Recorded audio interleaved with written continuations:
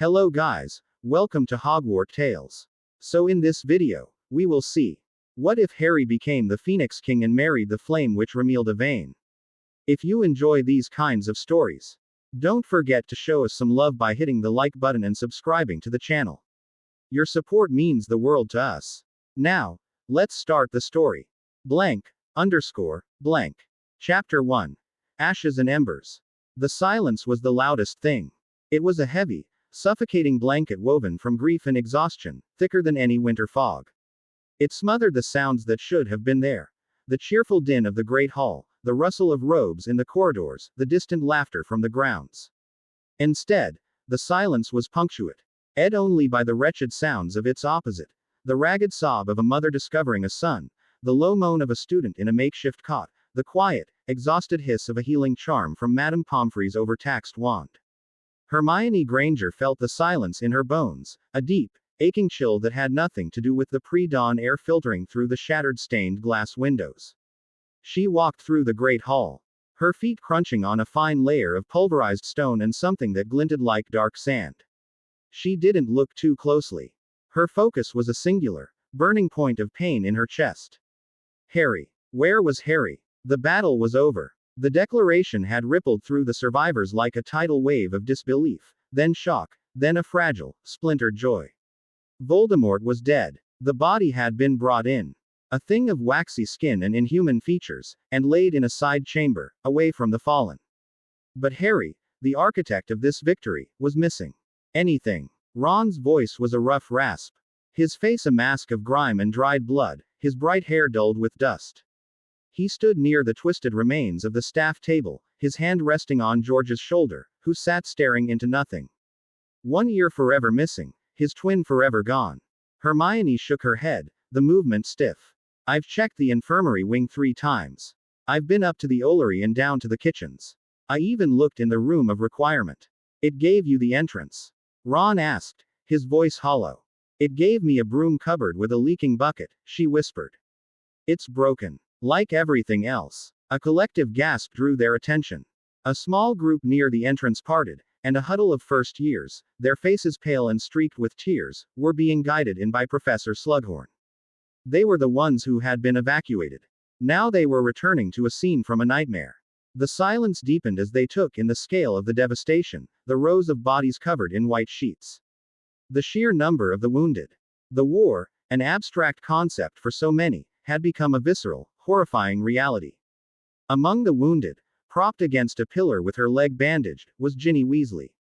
Her eyes met Hermione's across the hall, a silent, desperate question in them. Have you found him? Hermione gave a minute, heartbreaking shake of her head. Ginny's face pled for a second before she mastered herself, turning back to comfort a younger student beside her. The forest, Ron said, his voice dropping low. It's the only place left. Hermione's heart seized. The forbidden forest. The place he had walked to, ready to die. The thought was a shard of ice in her gut. They had seen him fall. They had seen Hagrid carry his body. And then, chaos. The sudden resurgence, the final duel. The impossible victory. But the sequence of events was a blur, a fever dream of flashing lights and screams. What if he had gone back? What if, with the Horcrux gone, he was just gone? No, she said, her voice firmer than she felt. He won. He wouldn't just. She couldn't finish the sentence. We have to look, Ron insisted, his expression grim. He squeezed George's shoulder one last time. Stay here. George didn't seem to hear him.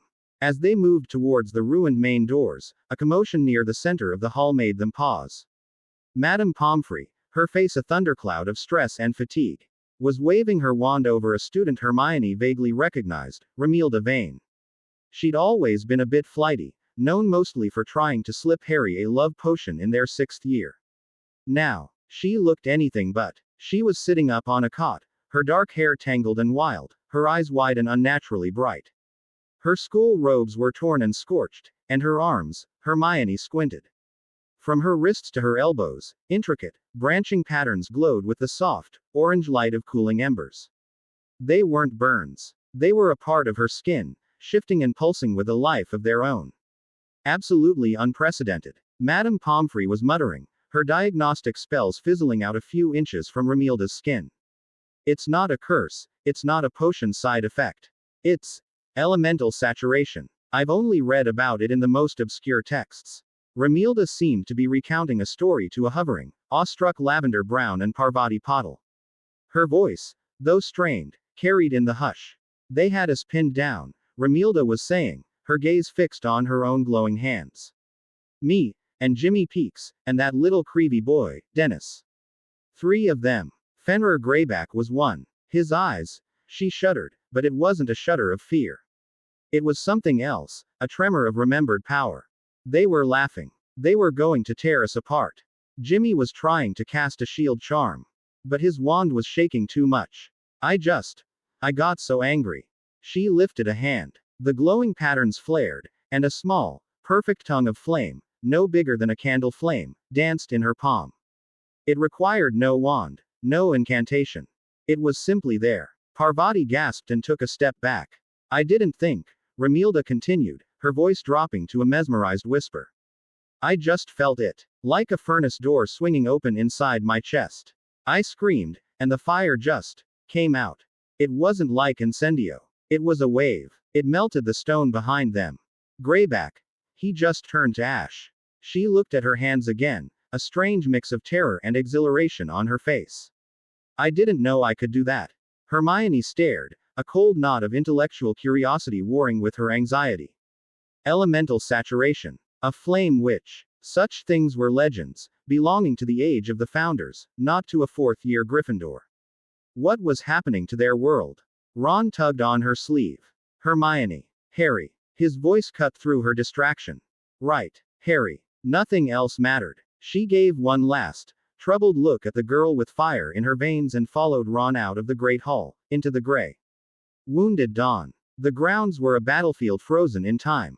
Craters littered the lawns where curses had missed their marks. The Whomping Willow was a blackened, splintered stump. The air smelled of ozone, burnt wood, and wet earth. They walked in silence, a grim rhythm to their steps, heading for the dark treeline of the Forbidden Forest. The forest's edge felt different. The oppressive, ancient menace was still there, but it was overlaid with a new layer of recent violence. Trees were snapped in half, the ground churned as if by giant claws. The place where E. Spider's colony had been was a smoking, glassy crater. He went this way, Ron said, pointing to a path of trampled undergrowth. Hagrid carried him. They followed the trail, their wands lit, though the sun was beginning to cast long, watery shadows through the canopy. Every snap of a twig made Hermione's breath catch. They passed the clearing where Aragog had once held court. They moved deeper, towards the small, hidden glade where Harry had met his parents, Sirius, and Lupin. The place where he had dropped the resurrection stone. The air grew warmer. It was the first thing they noticed. A distinct, pleasant warmth. Like sitting by a hearth on a winter's night. It was utterly out of place in the damp chill of the forest. The second thing was the light. A soft, golden luminescence pulsed ahead, filtering through the dense trees. What is that? Ron whispered, raising his wand. Hermione didn't answer. She could feel it, a strange thrumming in the air, a sense of peace so profound it was unnerving. It felt like the opposite of the Dementor's chill. It felt like life. They pushed through a final curtain of ferns and stopped dead. They were in a small, circular clearing. In the center, a body lay on the forest floor. It was Voldemort, or what was left of him. His form was desiccated, crumbling at the edges like ancient parchment. As they watched, a patch of his black robe flaked away, not into fabric, but into fine gray dust that was swept away by a non-existent breeze. His face was a sunken ruin, his serpentine features eroding into nothingness. Sitting cross-legged on the ground a few feet away, watching the process with a serene, detached curiosity, was Harry. He was shirtless, his torso unnervingly pale and unmarked. There was no sign of the killing curse, no scar, no wound. The lightning bolt scar on his forehead was gone. Utterly vanished, leaving only smooth, unblemished skin. A faint, golden aura, the source of the light and warmth, radiated from him. It pulsed in time with his slow, even breathing. Perched regally on his shoulder, preening one of its magnificent tail feathers, was Fawkes. The phoenix let out a soft, musical cry, a note of pure welcome. That seemed to make the very leaves on the trees vibrate with joy. Harry turned his head. His eyes found theirs. And Hermione forgot how to breathe.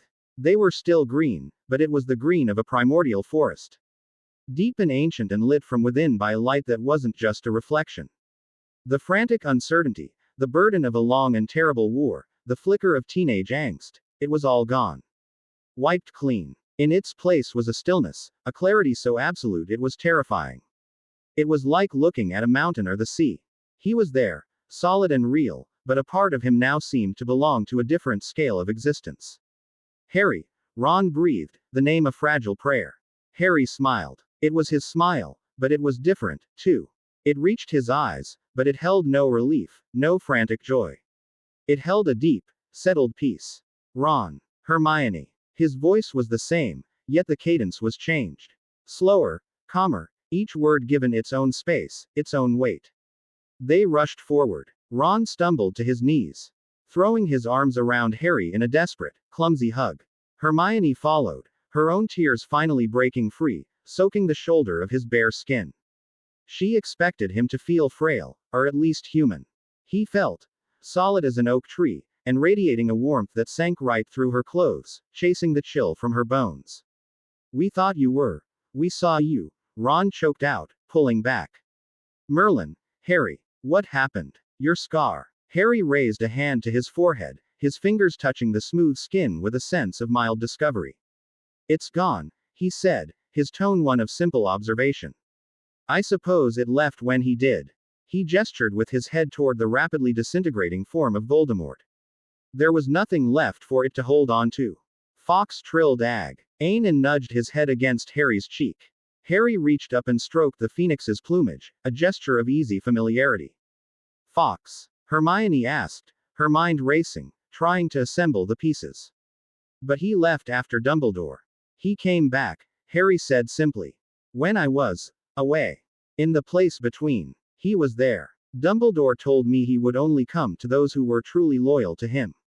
I think he decided the loyalty could be transferred." "The place between?" Ron asked, looking utterly lost. "You saw Dumbledore again." For a moment, Harry said, his gaze distant. He looked at Voldemort's remains. The torso was now just a pile of fine gray ash, and the head was beginning to crumble. "He told me I had a choice. To go on, or to come back. And you came back for us," Hermione said, her voice thick with emotion. Harry's ancient eyes met hers. "I came back because it wasn't finished. He left a mess." He wasn't talking about Voldemort. He was talking about the world. The statement was so matter of fact, so devoid of arrogance, that it was all the more powerful. It wasn't a boast. It was a weather report. A sudden rumble shook the ground, a deep, grinding groan from the direction of the castle. A cloud of dust plumed into the air above the tree line. Harry's head snapped up, his expression hardening for the first time. The peaceful serenity was replaced by a sharp, focused intensity. He got to his feet in a single, fluid motion. It was unnervingly graceful. He wasn't the slightly clumsy Quidditch player anymore. "What was that?" Ron asked, scrambling up. "The castle," Harry said. His voice now clipped, commanding. "It's still settling. Some of the wards have collapsed entirely." He looked down at his bare torso and then at the tattered, filthy shirt he'd been wearing, lying discarded on the ground. He ignored it. He simply started walking, not back the way they came, but in a straight line toward Hogwarts. Fawkes took flight, circling his head once before streaking toward the castle. A comet of gold and crimson. "Harry, wait," Hermione called, hurrying after him. "You need clothes. You need to see a healer." He didn't slow down. "Pomfrey has more important things to do. And I don't get cold anymore." It was another simple, factual statement that sent a shiver down her spine despite the warmth that still seemed to cling to her from his touch. Ron gave her a wide-eyed look that said, "Did you hear that?" And they both hurried to keep pace. They emerged from the tree line just as a group of Aurors, led by Kingsley Shacklebolt, were cordoning off the main entrance. The survivors milling about the lawn turned as one when they saw Harry. A wave of murmurs, gasps, and cries of his name rippled through the crowd. They saw what Hermione and Ron had seen, the missing scar. The unnatural calm, the sheer, undeniable presence. He walked through the parting crowd like a ship through water, his gaze fixed on the castle. Kingsley spotted him, and the relief on his weary face was palpable. Harry. By Merlin's beard, we've been looking for you everywhere. Are you all right? I'm fine, Kingsley, Harry said, his tone respectful but brooking no argument. Voldemort's body is in the forest. It's turning to dust. There's nothing to worry about from that quarter. The Aurors behind Kingsley stared, their expressions a mixture of awe and profound unease. They were trained to project authority, to be the unshakable pillars of the law. But faced with this new Harry, they seemed like schoolboys in the presence of a headmaster. Their hands hovered near their wands, not out of aggression, but out of a confused, primal instinct. Right. Good, Kingsley said, trying to regain his footing. We'll send a team to verify. He looked Harry up and down. You should be inside. You need medical attention. Before Harry could reply, another, much louder groan echoed from above. This time, it was accompanied by the shriek of stressed stone.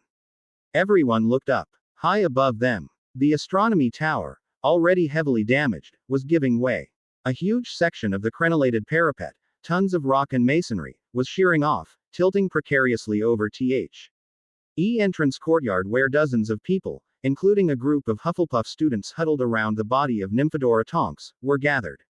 Screams erupted. People scrambled, panicked. Wands were raised. But what could a dozen shield charms do against that? It was too much, too fast. Hermione's heart leapt into her throat. She started to raise her own wand, knowing it was futile. But Harry didn't move. He didn't shout an incantation. He didn't even look particularly strained. He simply lifted his right hand, palm up, toward the falling mass of stone. The world seemed to hold its breath. The cascade of rock, just beginning its fatal plunge, stopped. It hung suspended in midair, bathed in the same soft, golden light that radiated from Harry's skin. The grinding shriek of stone was replaced by a profound, humming silence. The light wasn't a physical force like a levitation charm. It seemed to be infusing the very substance of the rock, calming it. A collective, disbelieving gasp swept through the courtyard. The Aurors lowered their wands, their faces slack with shock. Kingsley's mouth was slightly ajar. Harry's expression was one of intense concentration, but not of effort. It was the look of a craftsman focusing on a delicate task. Slowly, gracefully, he curled his fingers. The golden light intensified, and the floating stones began to move. They didn't just lift back into place. They reversed their fall, piece by piece, fitting back into the gaps they had left. Mortar seemed to flow like liquid gold, sealing the cracks.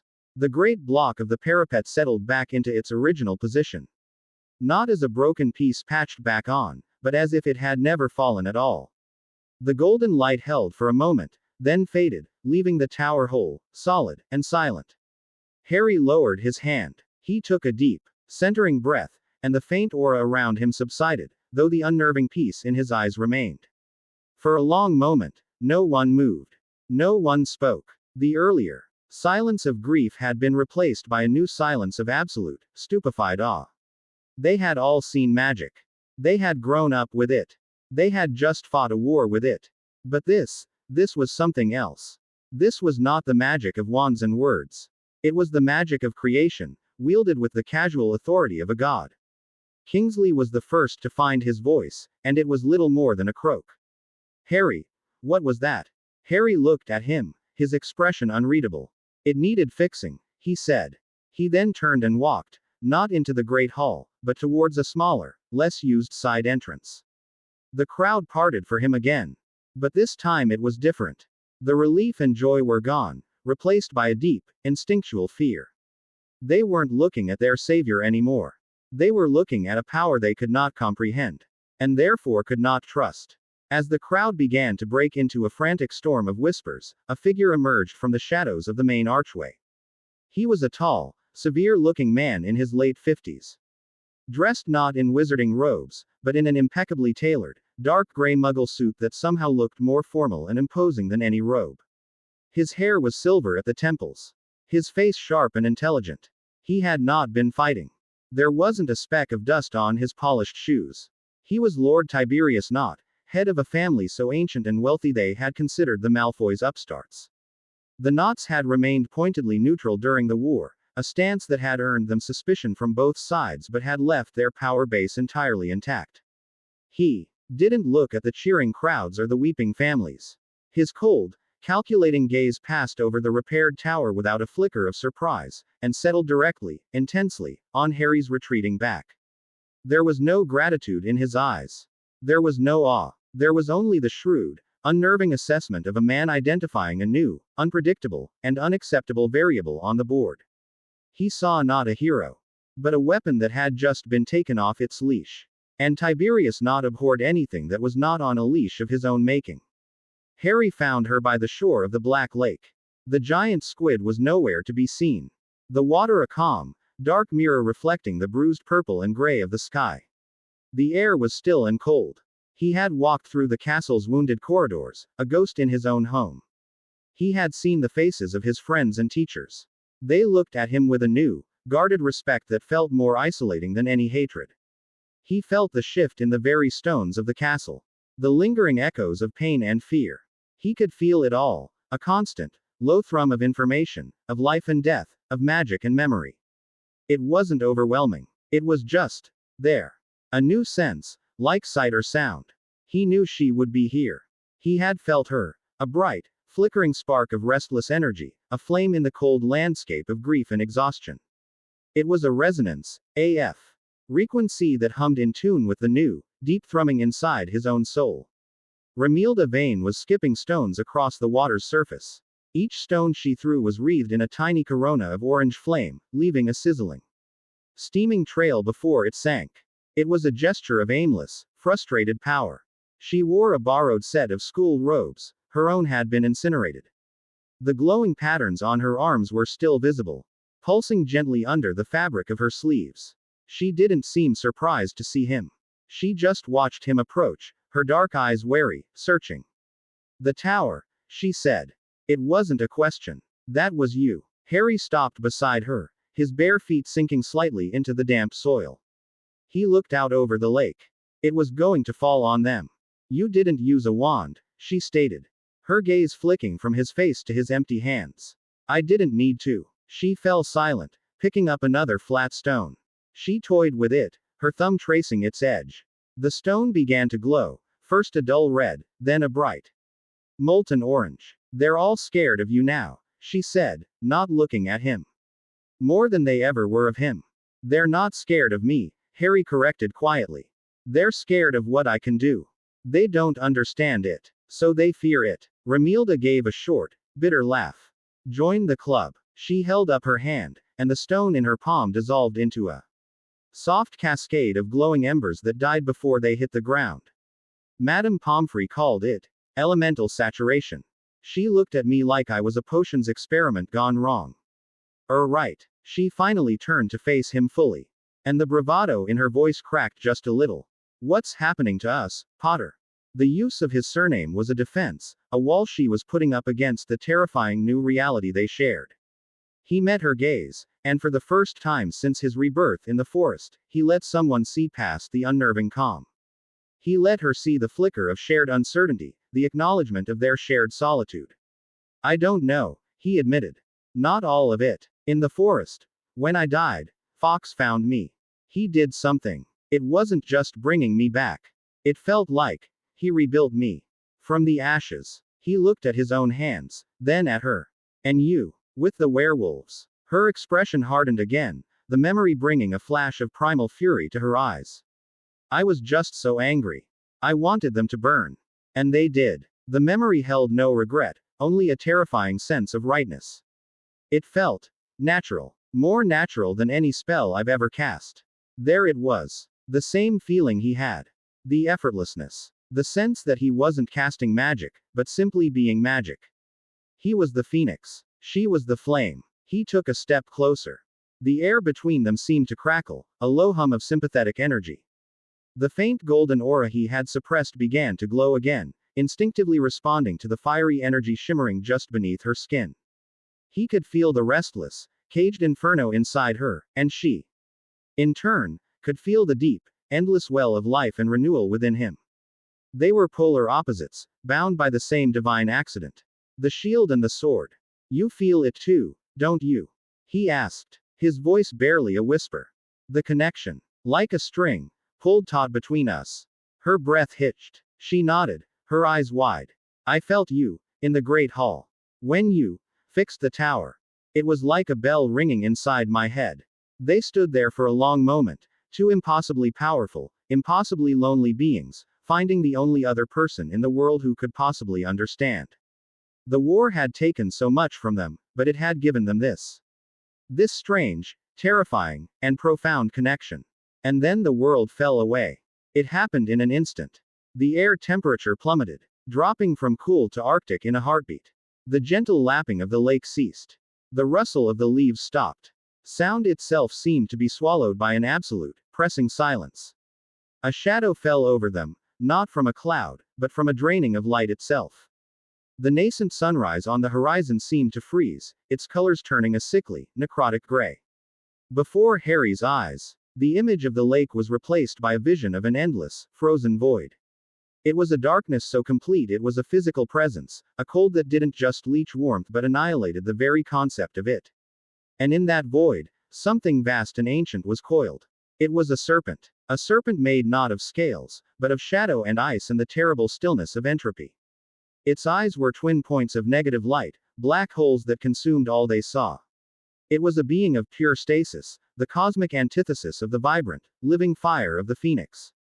As they watched, it moved, its coils shifting with a silence that was more deafening than any sound. It was not alive, not in the way they understood it.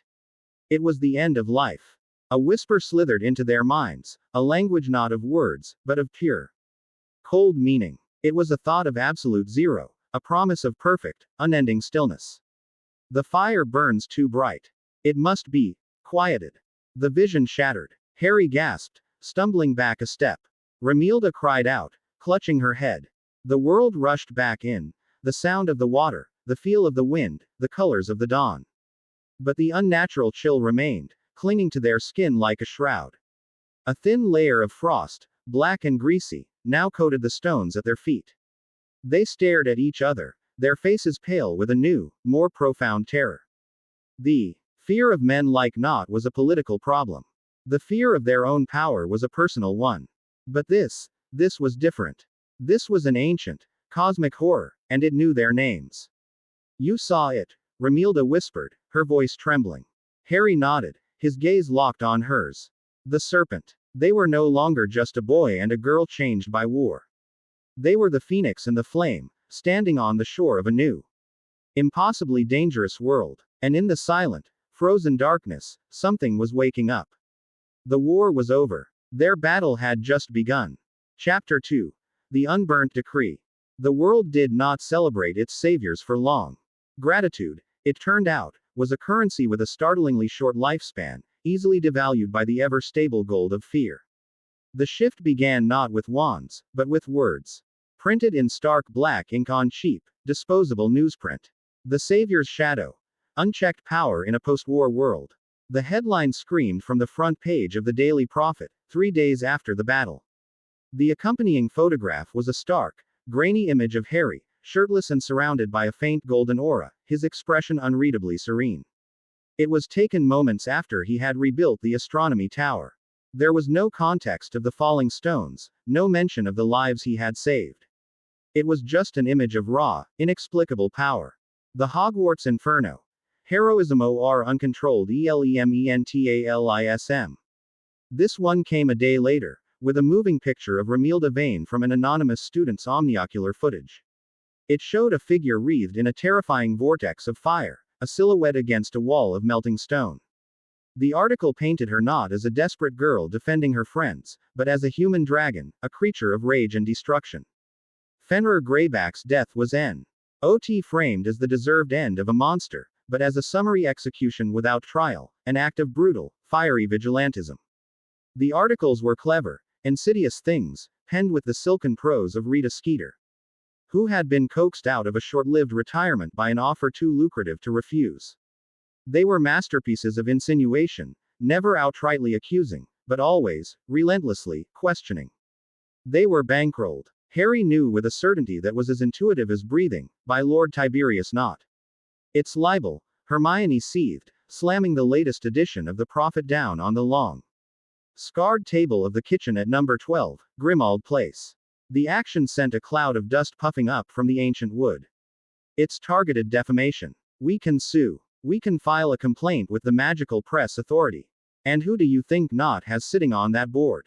Ron asked grimly. He was attempting to help Kreacher scrub a particularly resilient patch of grime from the wall. A task he had undertaken with the grim determination of someone who needed to hit something. These are his people, Hermione. He's been putting them in place for years, while everyone else was busy fighting a war. It had been 3 weeks since the battle. 3 weeks since Harry had been reborn in the forest. 3 weeks of living in the strange, tense limbo of Grimmauld Place, a house that now served as a sanctuary and a cage. The Order of the Phoenix still used it as a headquarters, but the mood had shifted. The joyous relief of victory had curdled into a nervous, watchful anxiety, CENTERED entirely on the two figures who had made that victory possible. Harry leaned against the doorframe, watching them. He and Romilda had just come from the tapestry room, their makeshift training ground. A faint scent of ozone and scorched wool clung to them. He felt the frantic energy buzzing off Hermione, the simmering anger in Ron. It was like listening to a song played slightly out of key. He understood their emotions intellectually, but the visceral, gut-wrenching panic that once would have gripped him was absent, replaced by a calm, analytical current. He's not trying to win a court case, Hermione, Harry said. His voice cutting cleanly through her agitated planning. He's trying to win the public. And he is. Romilda, who had been examining a burn mark her fire had left on the sleeve of her borrowed robes, snorted. He's not winning. He's cheating. She had a way of cutting to the heart of the matter with a bluntness that Harry was beginning to find was his favorite thing about her. In a world of whispers and political maneuvering, her fiery honesty was a grounding force. Same thing, in his world, Harry replied. Their training sessions had become the core of their new existence. In the dusty, moth-eaten tapestry room, they were not the Potter problem or the Hogwarts inferno. They were just Harry and Romilda, exploring the terrifying, exhilarating expanse of their new abilities. Today, he had been trying to teach her containment. Not a bonfire. Romilda, he'd said, easily deflecting a jet of white-hot fire with a shimmering shield of golden light that appeared before his hand with no more effort than a thought. Think of it as a needle. Precise. All that power, focused on a single point. Bonfires are more fun, she'd retorted, sweat beading on her brow, her eyes alight with the thrill of it. She thrust her hands forward, and a dozen flaming orbs had shot across the room. They weren't spells. They were extensions of her will, raw and beautiful and lethally dangerous. He hadn't dodged. He'd simply stood his ground, and the orbs had sizzled out a foot from his body, their energy absorbed harmlessly into the faint aura that now clung to him like a second skin. Her power was a raging sea. His was the unshakable cliff face, absorbing the waves, turning their fury into harmless spray. Fun doesn't win a fight against someone who can apparate, he'd countered calmly. Precision does. He'd then vanished in a soft flicker of golden light and reappeared behind her, his hand gently touching her shoulder. She had yelped, spinning around, a ball of fire already forming in her palm before she recognized him. The look on her face, a mix of frustration and grudging respect, was becoming familiar. Now, standing in the kitchen, he saw that same fire in her eyes as she looked at the newspaper. So what do we do? She asked, her gaze fixed on him. Just sit here and let them call us monsters. Before he could answer, there was a sharp crack in the center of the room. It wasn't the sound of apparition. It was the dry, formal snap of an official ministry summons. A roll of pristine parchment, tied with a stark black ribbon and sealed with the heavy wax emblem of the Wizengamot, appeared in the air and floated gently down to the table. Silence fell. Even Kreacher stopped scrubbing, his bulbous eyes wide. Hermione reached for it, her fingers trembling slightly. Ron put a hand on her arm. Don't. Harry walked forward and picked it up. The parchment was cold to the touch. He broke the seal with his thumb. The scroll unfurled with another sharp snap. The enchanted calligraphy glowing with a cold, officious light. By order of the High Court of the Wizengamot, you are hereby summoned to appear before a full session of this body at 10 o'clock in the morning on the 24th day of May. Lord Harry James Potter and Miss Romilda Marie Vane are compelled to attend to answer inquiries concerning recent displays of extraordinary and unregulated magical abilities.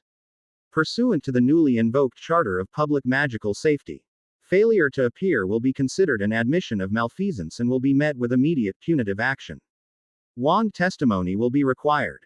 Compelled to attend. Hermione read over his shoulder, her voice shaking with rage. The Charter of Public Magical Safety hasn't been invoked in 200 years. It's a wartime provision for dealing with creatures of mass destruction. They can't. They have no right. They have the votes, Ron said, his knuckles white where he gripped the back of a chair.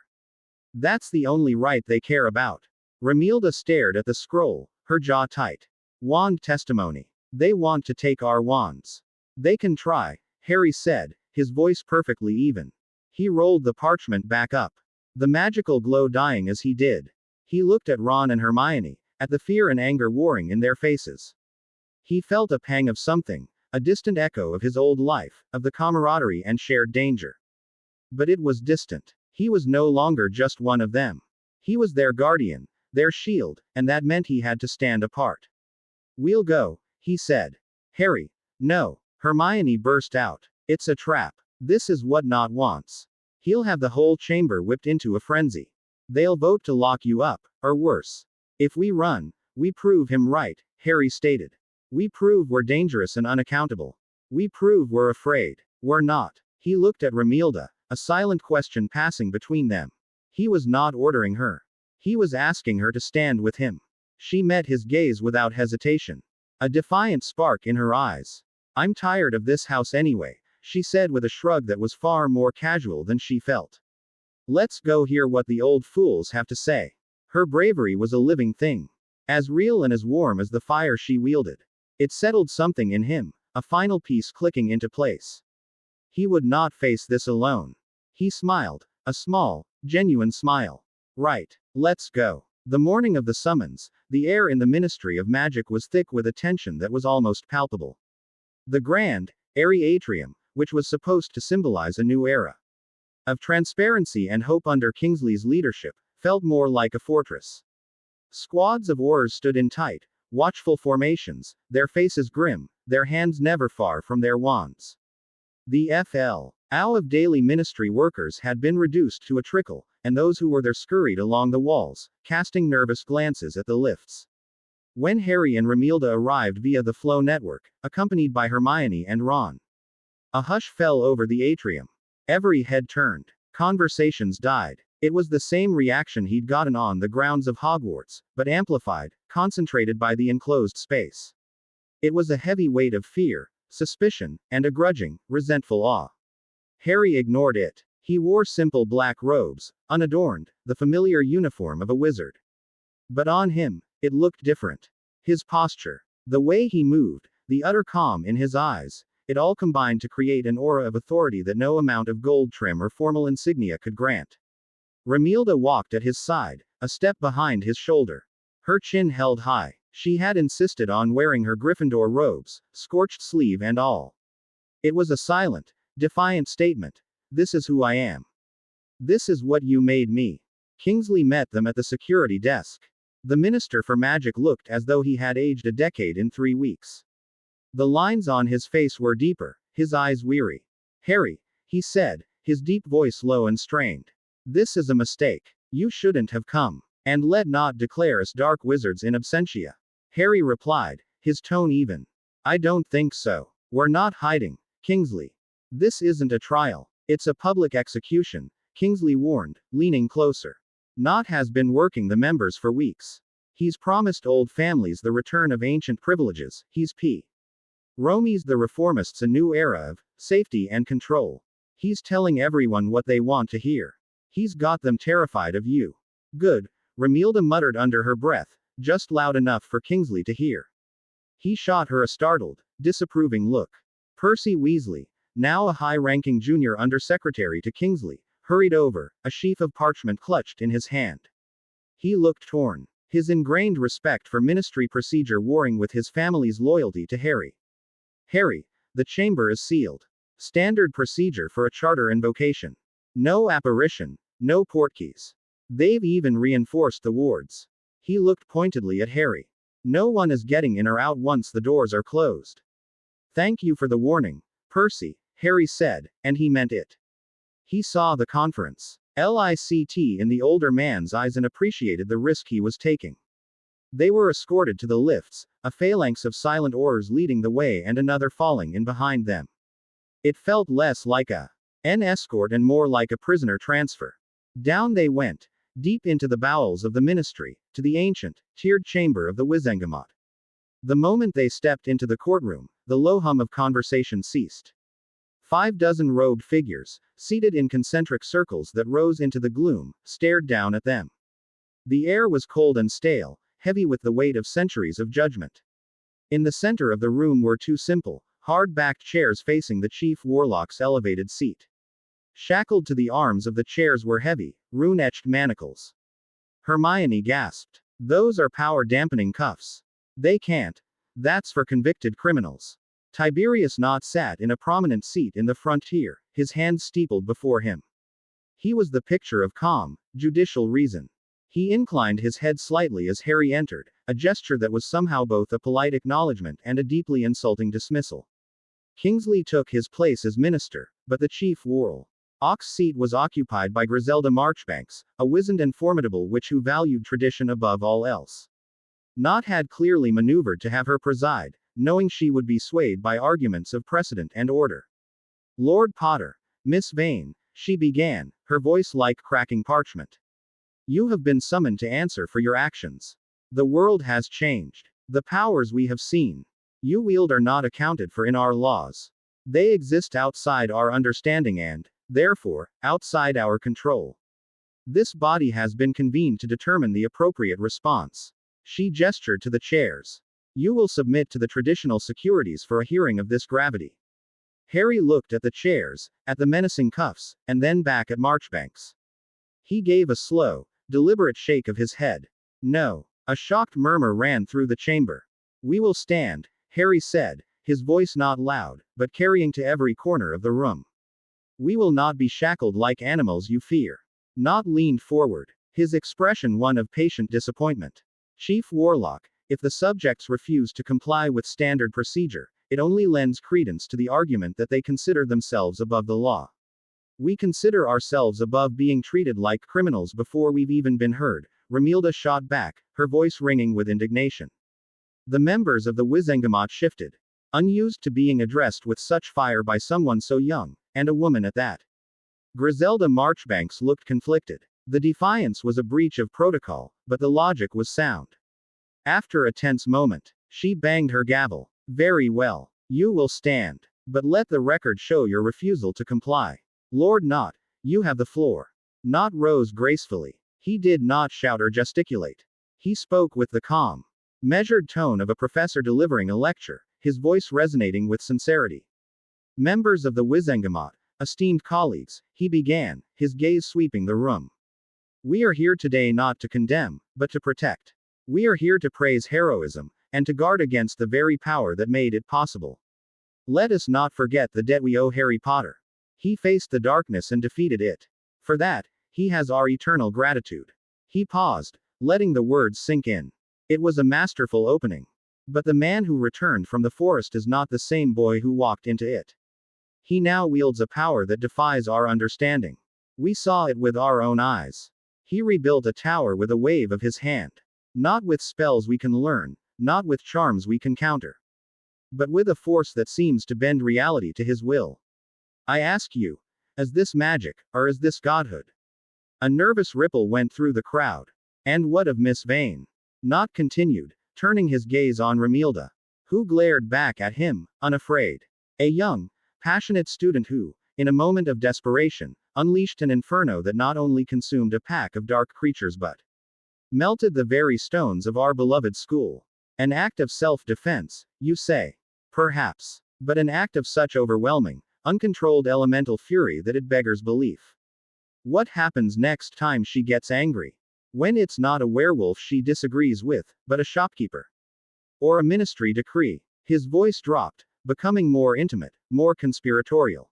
Power of this magnitude cannot be left to the whims of individuals. however well-intentioned. Absolute power, as the Muggles say, corrupts absolutely. We built this ministry, this entire system of laws and checks and balances, precisely to prevent any single individual from holding the fate of our world in their hands. We just deposed one Dark Lord who sought to do just that. Are we to stand by and idly watch as another rises in his place? This time wrapped in the cloak of a hero.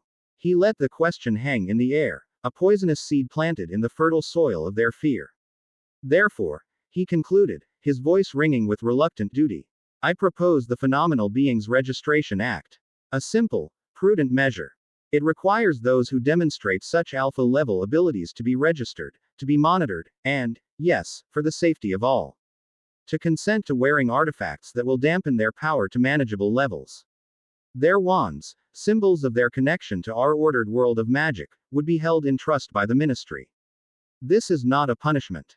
It is a safeguard. It is a necessary quarantine against a potential plague we cannot yet comprehend. I urge you, for the sake of our children, for the sake of the stable, peaceful world we all fought so hard to build, vote yes. He sat down. The silence that followed was thick and heavy. His argument was terrifyingly effective. He had taken Harry's heroism and Romilda's desperate bravery and twisted them into existential threats. Hermione was granted permission to speak. She was brilliant. She was passionate. She cited precedent, from the Edicts of Merle into the International Statute of Secrecy, proving that magical ability itself had never been grounds for sanction, only its malicious use. She pointed out that Nott's proposal was a violation of the IR fundamental rights as magical citizens. She spoke of Harry's character, his history of self-sacrifice. She appealed to their reason, to their logic, to their sense of justice. But Nott had not appealed to their reason. He had appealed to their fear. And in the cold, dark chamber, fear was winning.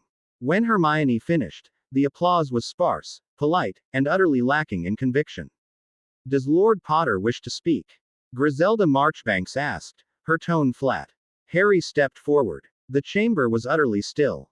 He swept his gaze across the sea of faces, from the fearful to the ambitious, from the uncertain to the hostile. He did not look at Nott. When he spoke, his voice was not the impassioned plea of a defendant.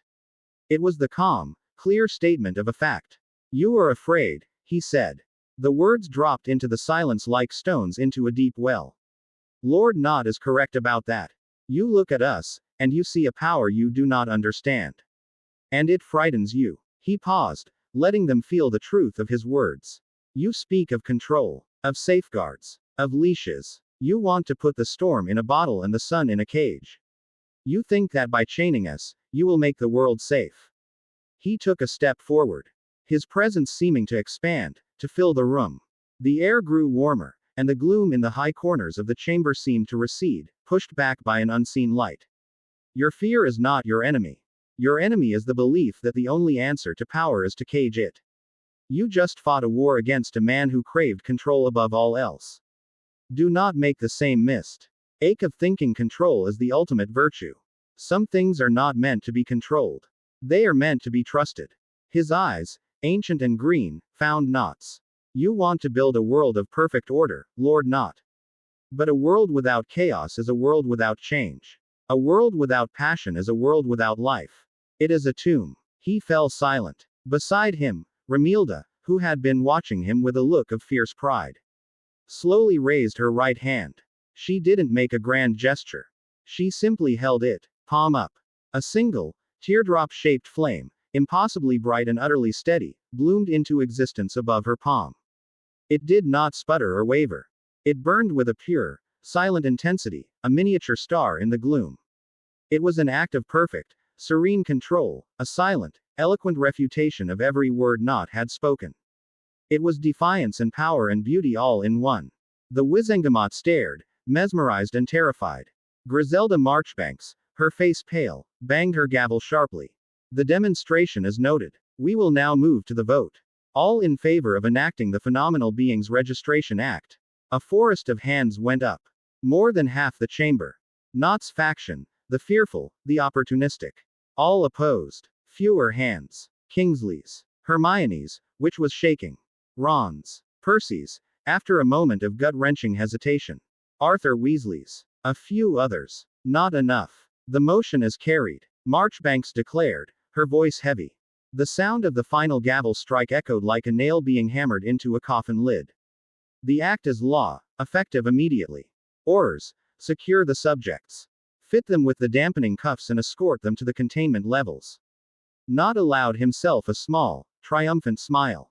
He had won. A dozen oars, their wands drawn, began to advance from the edges of the room.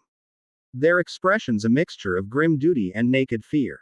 They moved slowly, cautiously, as if approaching two caged dragons who might not yet know the bars were locked. Hermione cried out Harry's name. A sound of pure despair. Ron drew his wand, ready to go down fighting. But Harry didn't move. He simply looked at Romilda. Her flame did not extinguish. It burned brighter. He saw the question in her eyes, the same one he felt in his own soul.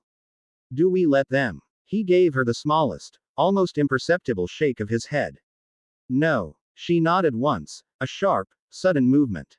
The compact was sealed. He took her hand. Her skin was warm, alive. The moment their fingers laced together, a circuit was completed.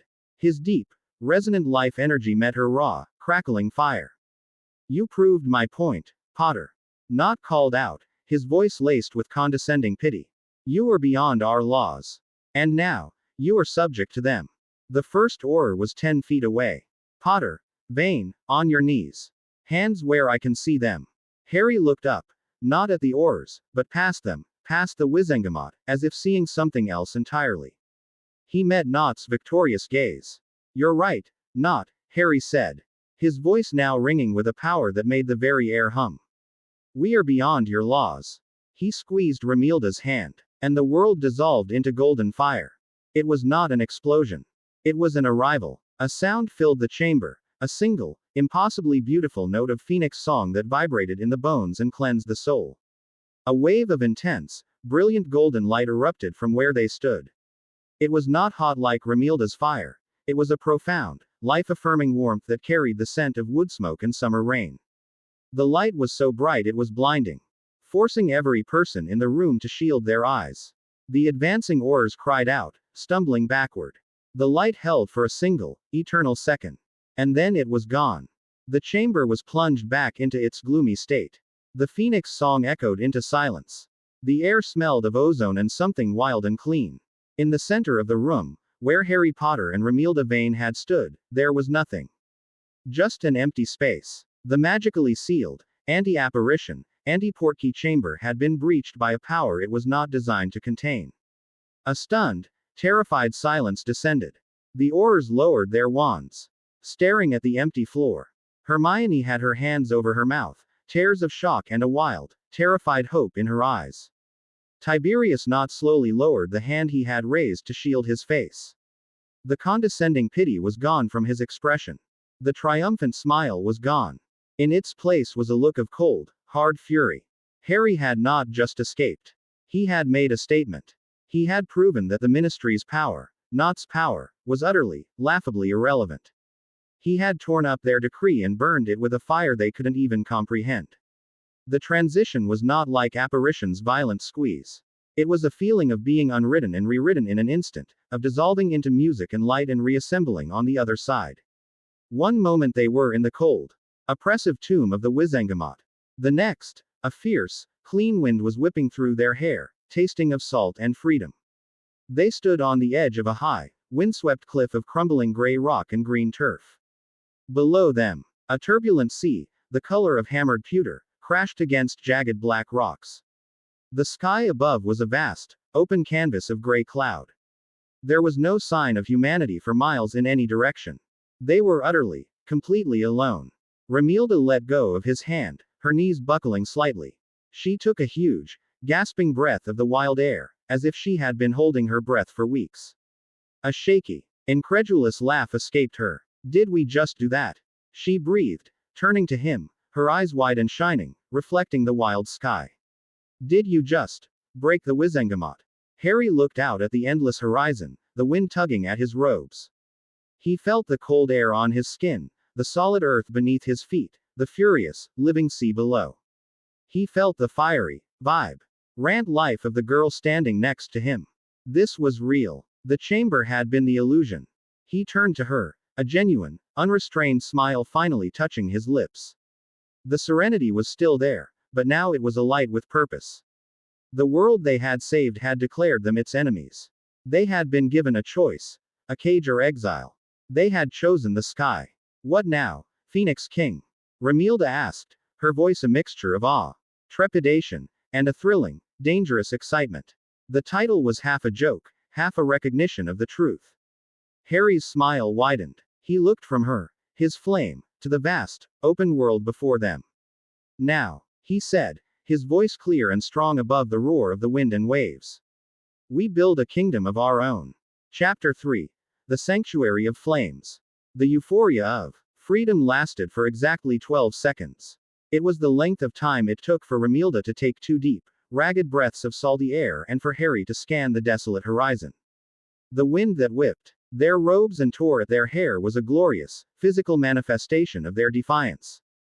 The crashing of the waves below was a symphony of chaos that perfectly matched the thunder in their blood. They were free. They were fugitives. They were gods on a rock in the middle of nowhere, with the most powerful government in the wizarding world about to turn every orer, tracker, and informant in Britain loose on them. Okay, Ramilda said, her voice strained but steady as she pushed a strand of wind-lashed dark hair from her face. I'll admit, the exit was a 10 out of 10. Very dramatic. But the landing spot could use some work. Where in Salazar's saggy left sock are we? Harry turned from the sea, a faint smile playing on his lips.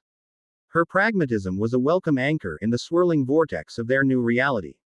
I don't know, he admitted. I didn't aim for a place. I aimed for a way. Somewhere they couldn't immediately track us. Somewhere clean. He could feel it, even now. The magical residue of the ministry was a thick, cloying fog in his memory, a tangled mess of petty ambitions, bureaucratic sludge, and the cold, sharp tang of Nott's controlled fury. This place, by contrast, was a blank slate. The magic here was old, raw, and elemental. It was in the sea, the stone, the hardy, wind-blasted grass. It was a place that didn't care about decrees or laws. A sharp crack echoed from the cliffside behind them. And they both spun around. Wands, or in Ramilda's case, hands, at the ready. 3 figures in the gray combat robes of the Auror offices Hit Wizard Division had just apparated onto a lower ledge. Their faces grim, their wands already sweeping the area. So much for clean, Ramilda muttered, a low growl in her voice. A dangerous orange light began to kindle around her fists. They're not tracking us, Harry said, his voice dropping into a calm, tactical register. He didn't look at the oars, but at the sky above them. They're casting a net, apparating to every remote, unplottable location on the coast. A standard sweep pattern. So, what's the plan? She asked, her eyes darting between him and the approaching trackers. Do we fight? I feel like fighting. No, Harry said, grabbing her arm. His touch was warm, steadying. We run. We learn. We get stronger. We fight when we choose the ground, not them. He pulled her close, his arm circling her waist. Hold on. Getting to be a habit with you, Potter, she shot back, but she wrapped her arms around his neck without hesitation. One of the oars spotted them. There. On the high cliff. It's them. A jet of stunning red light shot towards them. It never came close. The world dissolved again, not into the brilliant gold of his solo escape, but into a swirling vortex of gold and crimson, the colors of his phoenix fire and her raw, untamed flame. It was disorienting, exhilarating, like being flung through the heart of a star. They rematerialized in the heart of a dense, ancient forest. The air was thick with the smell of damp earth and moss. Shafts of afternoon sunlight speared through the thick canopy. For a moment, they just stood there, breathing heavily, the adrenaline of the chase singing in their veins. Okay. Ramilda panted, letting go of him and stumbling a step away. We need a better system than me clinging to you like a terrified niffler. It's a resonance, Harry explained, his own breathing steady. Though he could feel the energy the jump had cost him. It wasn't a physical toll, but a drain on the well of power inside him. A well that felt deep, but not bottomless. Your energy, it disrupts the destination. It makes the jumps unstable, shorter. So I'm interfering. She sounded annoyed. You're contributing, he corrected. It's like adding a second, wilder engine. More power, less control. We need to learn how to sink them. This became the pattern of their days. They were ghosts, haunting the wild, forgotten corners of the British Isles. The ministry's hunt was relentless. Not personally humiliated, had poured unprecedented resources into their capture. Patrols swept the countryside. Informants were activated in every magical enclave. The Prophet ran daily updates, casting them as dangerous terrorists, their faces, grim and defiant, plastered above the fold. But they were always one step ahead. Harry's new senses were their greatest defense. He could feel the approach of other wizards like a change in atmospheric pressure, a dissonant chord in the music of the world. They would be settling in a remote Scottish glen when he'd stiffen, his head tilting. They're coming. 5 of them. From the south. We have 30 seconds. And they would be gone, leaving behind only a patch of slightly warm ground and the lingering scent of ozone. The chase forged them into a unit. Romilda learned to read his silences, to recognize the subtle shift in his posture that meant danger. He learned to trust her instincts, the way her eyes would narrow and her hands would grow warm when she sensed a threat he couldn't. They were a 2-person army, constantly on the move, constantly vigilant. One evening, huddled in a shepherd's bothy they'd found abandoned in the Yorkshire Dales. A sudden magical flare lit up the valley below. A ministry patrol, casting wide area revealing charms. They're getting closer, Romilda whispered, peering through a crack in the stone wall. The wind howled outside, carrying flurries of sleet. They're learning our patterns. They know we stick to the wilds. Harry was silent for a moment. They're expecting us to run west, towards the coast. We'll go east. Into the city. York? She asked, incredulous. Into a city full of people. Harry, that's insane. We'll be spotted in minutes. No, he said, his eyes focused. We'll be hidden. They're looking for 2 powerful magicals hiding in the wilderness. They won't be looking for 2 people in muggle clothes having dinner. It was a gamble, but it was a brilliant one. Using a sliver of his power, Harry transmuted their robes into serviceable muggle attire, jeans and thick jumpers. He left their wands behind. They were a liability. Then, under the cover of the storm, they walked, not apparated, down into the suburbs of the city. The feeling of being surrounded by the oblivious muggle world was bizarrely calming. The distant hum of traffic, the glow of streetlights, the smell of takeaway food, it was a shield of normalcy. They found a small, crowded pub, the air thick with the smell of stale beer and fried food, and squeezed into a booth in the corner. For the first time in weeks, they were not hiding. They were just 2 people, surrounded by others, utterly anonymous. Romilda ordered a pint of cider, her hands wrapped around the cool glass. She looked younger, more vulnerable, out of her scorched robes. I haven't been in a place like this since, before, she said quietly. My dad used to take me to the local down the road from our house on Sundays. For a blackcurrant and soda. Harry watched her, a novel feeling stirring in his chest. In the frantic chaos of their escape, he'd seen her power, her defiance, her fear. But here, in this moment of stolen peace, he was seeing her. The girl who used to have a normal life, before a desperate act of bravery had set her on fire and thrown her into his orbit. Tell me about it, he said, his voice soft. She looked up, surprised. About what? My boring life before I started throwing fireballs. Yeah, he said. That. So she told him. She spoke of her family, of her ambition to be a healer before she realized she didn't have the patience for it, of her gossipy friends and her ridiculous, embarrassing crush on the famous boy who lived. She spoke with a self-deprecating humor, but underneath it, he heard a yearning for the simplicity she had lost. It's stupid, she finished, poking at the condensation on her glass. I spent all of 6th year trying to get you to notice me. Brewed a love potion and everything. Hermione caught me. Thank God. Can you imagine? She shuddered theatrically. Now I'm the country's most wanted, on the run with you, and all I can think is that I miss arguing with my mum about cleaning my room. I never had a room to clean, Harry said quietly. The admission hung in the air between them. He rarely spoke of the Dursleys, of the cupboard under the stairs. It was a part of a life that felt like it had happened to someone else. She didn't offer pity. Her gaze was direct, full of a fierce, sudden understanding. No, she said. I suppose you didn't. In that moment, the space between them shifted. The dynamic of Phoenix King and Flame Witch, of protector and protected, dissolved. They were just Harry and Romilda, two lonely people who had lost their old lives and were fumbling to build a new one. The connection he'd felt by the lake, the string pulled taut between them, hummed with a different, deeper note. It wasn't just about power anymore. Later that night, they found shelter in a derelict warehouse on the industrial edge of the city. The place was vast, cold, and smelled of rust and decay. Romilda lit a fire in a rusty oil drum, her control now fine enough that she could coax a steady, warming blaze from the damp wood they'd scavenged. The flames cast dancing shadows on the high, corrugated walls. They sat close, sharing a shabby blanket they'd found in an office. The silence comfortable. The chase, the fear, the weight of the world seemed very far away. There was only the crackle of the fire and the quiet rhythm of their breathing. Harry, she said, her voice soft, her face illuminated by the firelight. He turned to her. She was looking at him with an intensity that made his breath catch.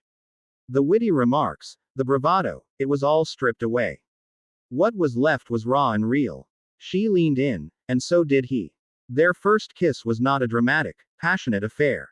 It was hesitant, searching, a question asked and answered in the same moment. It tasted of cider and wood smoke in the cold night air. It was a confirmation of everything that had been building between them, the shared danger, the mutual respect, the deep, unnerving cognition of finding the only other person on the planet who could possibly understand. It was a spark, and in the cold, empty warehouse, it was enough to start a fire. It deepened, growing from tentative to certain. From comfort to a desperate, consuming need. His hands found their way into her hair, and hers clutched at the front of his jumper, pulling him closer. The blanket fell away, forgotten. The world narrowed to the space between them, to the warmth of her skin and the solidness of his arms around her. They were an anchor for each other in a world that had set them adrift. It was inevitable, it was necessary. And it was the most real thing either of them had felt since the war had ended. They couldn't stay in the city. The close quarters, the sheer number of people, made Harry's senses feel muted, clogged. They needed space. They needed a fortress. There's a place I need to find, he told her a few days later, as they huddled under a rocky overhang in the Peak District, watching rain lash the moors. I can feel it. It's like a song, very faint, on the edge of my hearing. It's been there since the forest. It's getting stronger. A song? Romilda asked, pulling her knees to her chest for warmth. His arm was draped around her, and a small, steady flame danced in her cupped hands, a miniature furnace against the cold. Their relationship had settled into a new, easy intimacy. The awkwardness was gone, replaced by a comfortable physicality and a shorthand of shared glances and gentle touches. A resonance, he tried to explain. It feels like me. Like Fox. It feels like home. She looked at him, at the focused certainty in his eyes. The old Harry Potter had been driven by duty, by prophecy, by the desperate need to survive. This Harry was driven by a deep, internal compass. A quiet instinct that was more powerful than any prophecy. All right, she said, a small smile touching her lips. Lead the way, my mysterious, music-hearing Phoenix King. I'll try not to set your coattails on fire. Their journey turned north. The feeling, the faint magical hum, drew him relentlessly towards the Scottish Highlands. It was a long, arduous trek. They traveled by a series of short, controlled jumps, interspersed with long hours of walking through the rugged, beautiful, and utterly unforgiving landscape. They learned to live off the land. Romilda's fire could cook fish Harry stunned in a stream with a pulse of his golden energy. His power could purify stagnant water, could urge berries to ripen on their bushes, could heal the cuts and bruises they accumulated along the way. They were becoming part of the wild, not just hiding in it. The pull grew stronger, leading them deep into a range of jagged, snow-capped mountains that clawed at the sky. It was a place of stark, brutal beauty. Finally, it led them to a single, monolithic peak, a mountain that looked different from the others. It was darker, its slopes made of black, glassy rock, and a faint plume of steam rose from its caldera. A dormant volcano. Here, Harry said, his voice full of a strange reverence. The resonance was no longer a faint hum. It was a powerful, welcoming thrum that vibrated in his bones. It's in there. In the volcano? Remilda asked, her eyebrows raised. Of course it is. Couldn't be a nice cottage in the Cotswolds, could it? Had to be a volcano. They climbed for hours, the air growing thinner and colder. The ground under their feet turning from rock to scree to smooth, black obsidian. There was no path. Near the summit, the resonance was so strong Harry could almost see it. A shimmering golden haze that clung to the rock face. It led them to a sheer, flat wall of obsidian, hundreds of feet high. A dead end, Remilda said, panting slightly from the climb. No, Harry said. He stepped forward. His eyes closed, his hand outstretched. He could feel it now, a locking mechanism of immense power and antiquity, waiting for a key. A key made of phoenix fire and unwavering loyalty. He laid his palm flat against the cold, smooth rock. For a moment, nothing happened. He didn't force it. He didn't cast a spell. He just reached out, letting the essence of what he was, the life, the fire, the rebirth, flow from his palm into the stone. The obsidian under his hand began to glow. First, a faint amber, then a brilliant, liquid gold. The light spread outwards from his hand in a web of fiery cracks. Like a cooling star. A deep, grinding sound echoed from within the mountain, the sound of machinery that had been dormant for millennia stirring to life. The flat wall of rock shimmered, and then, with impossible smoothness, it retracted into the mountain, revealing a vast, dark opening. The air that wafted out was not the hot, sulphurous breath of a volcano. It was warm, clean, and dry. And it carried the same scent of woodsmoke and renewal that he associated with Fox. Merlin's beard, Remilda breathed, staring into the darkness. Harry stepped across the threshold, and as he did, the darkness vanished. Orbs of golden, flame-like light bloomed into existence along the walls, stretching down a long, wide corridor carved from the same polished obsidian. The light was soft, warm, and alive. They walked down the corridor, their footsteps echoing in the immense silence. The passage opened into a vast, circular chamber that must have been in the heart of the mountain. It was breathtaking. The ceiling soared hundreds of feet into the darkness, where the volcanic caldera was visible as a distant circle of gray sky, letting in natural light. The walls were lined with soaring archways and balconies, all carved from the same seamless black stone. In the center of the chamber, a spire of rock rose from the floor, and coiling around it, carved with impossible artistry, was a giant phoenix. Its wings outstretched as if in flight. What is this place? Remilda whispered, her voice filled with awe. The Eyrie, Harry said. The name came to him unbidden.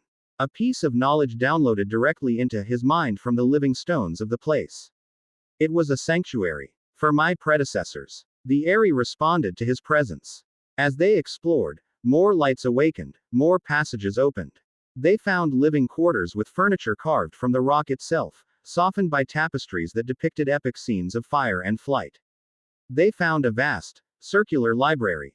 Its shelves filled not with books, but with glowing crystals that hummed with stored knowledge. They found training grounds, meditation chambers, and a huge, echoing hall that looked through a massive obsidian window at the mountain range spread below. It was a fortress, a home, a monastery, and a library, all in one. It was a legacy. This was where they stopped running. This was where they started to build. The days in the Eyrie were a revelation. Free from the constant threat of pursuit, they focused on their power. Remilda, under Harry's guidance, learned true control. In the vast training chamber, she practiced for hours, learning to shape her fire. The raging, uncontrolled infernos she once summoned were honed into whips of flame, shields of shimmering heat, and tiny, precise projectiles of fire that could hit a target the size of a canute from 100 paces. The joy she took in her power was infectious. She was no longer just a vessel for a terrifying force, she was a master of it. Harry's training was more introspective. He spent hours in the library, holding the memory crystals, letting millennia of Phoenix lore flood his mind. He learned the true nature of his abilities. His healing was not just mending flesh, it was an act of reinforcing life, of pushing back against decay and entropy on a fundamental level. He learned to use his Phoenix fire teleportation with pinpoint accuracy. Not just to move himself, but to move objects, to create shimmering portals that could hang in the air. He was not just a wizard with extra powers. He was a living Khand. UIT for one of the universe's primal forces. Their bond deepened in the quiet solitude of the mountain. They were partners in every sense of the word. They trained together, ate together, explored the Ares' endless secrets together. They argued over trivial things and debated the morality of what they might have to do. The passion that had sparked in the derelict warehouse settled into a deep, abiding love. A quiet certainty that was as solid as the mountain around them. One evening, they delved deeper into the Ares than ever before, following a winding staircase down into the mountain's roots. It led them to a chamber at the very base of the sanctuary. In the center of the room was a simple, circular pool of water, so still and black it looked like a hole in the world. A scrying pool? Ramilda asked, approaching it cautiously. More than that, Harry said, feeling the immense, ancient magic saturating the chamber. It's a lens. It doesn't show the future. It shows fundamental truths. As he spoke, he touched the surface of the water. The moment his fingers made contact, the Ares' defensive wards, a system of ancient, powerful magic designed to protect its inhabitants from existential threats, cross-referenced his own recent, traumatic vision with the library of horrors it held in its memory. The water erupted, not with a splash, but with a column of black light that plunged the room into a terrifying vision. They were back in the frozen void. But this time, it was not a glimpse. It was a detailed lesson. They saw the umbral serpent in its prime, a being of cosmic scale, at war with a creature of pure, blinding fire. The original phoenix, the source of all life. They witnessed the serpent's victory, not through destruction, but through stillness. It did not kill the phoenix, it unmade it, shattering its singular existence into a million fragmented echoes that scattered across creation, Fox being one of the last and purest. The vision showed them the serpent's own defeat. Wounded and cast into the void between worlds by an alliance of forgotten, ancient powers. But it was not destroyed. Its consciousness was tethered to the mortal plane by a single, core, upted anchor. A bloodline it had poisoned with its own essence, a family it had twisted towards a love of decay, stasis, and cold pride. The Gaunts. The vision showed them Voldemort, a pathetic, unwitting pawn, using a corrupted sliver of the serpent's power to achieve a crude, unstable form of immortality, his Horcruxes a blasphemous mockery of true stasis. And finally, they saw the serpent's true goal, to find a new host. A pureblood heir of the line it had cultivated for so long, and use them to achieve a perfect, physical form, to usher in an era of sublime, silent, eternal stillness. The great stillness. An end to all things. The vision shattered, leaving them gasping on the cold stone floor, their hearts hammering. The name of their true enemy, a threat that made Tiberius not look like a petulant child, now burned in their minds. The umbral serpent. Ramilda was pale, her hand trembling. That girl, in the ruins, Morwen. She's the heir, Harry finished, his voice grim. It's grooming her. She's not just a dark witch. She's a vessel. The sheer scale of the threat was staggering. It was not a war for a country, but a war for existence itself. As if the universe had a dark sense of humor. It was at that precise moment of cosmic revelation that a shrill, piercing alarm, a sound of pure magical violation, shrieked through the air. They scrambled to their feet and ran to the main chamber. On the central phoenix spire, an alarm ward was glowing a furious, angry red. It projected a shimmering, three-dimensional map of the mountain and the surrounding area. On it, 12 distinct points of light, arranged in a precise, tactical formation, were steadily ascending the mountain slopes from all sides. They moved with a chilling efficiency, bypassing the lower-level decoy wards and illusionary traps with ease. Ministry? Ramilda asked, her hands already wreathed in flame. Harry stared at the tactical perfection of their approach, the disciplined way they moved. This was no clumsy oar sweep.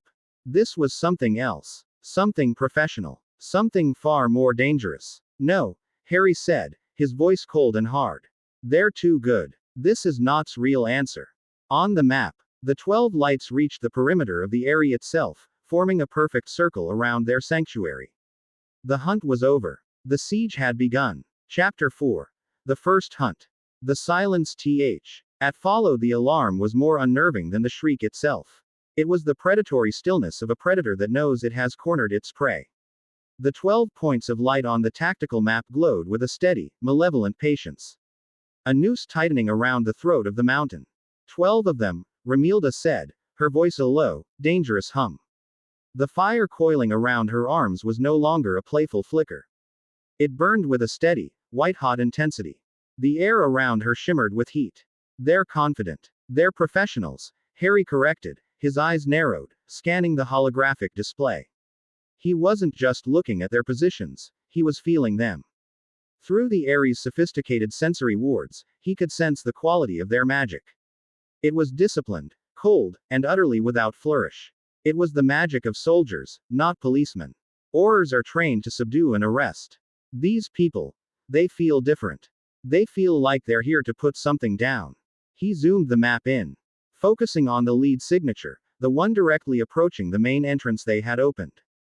The magical aura was sharp, precise, like the edge of a razor.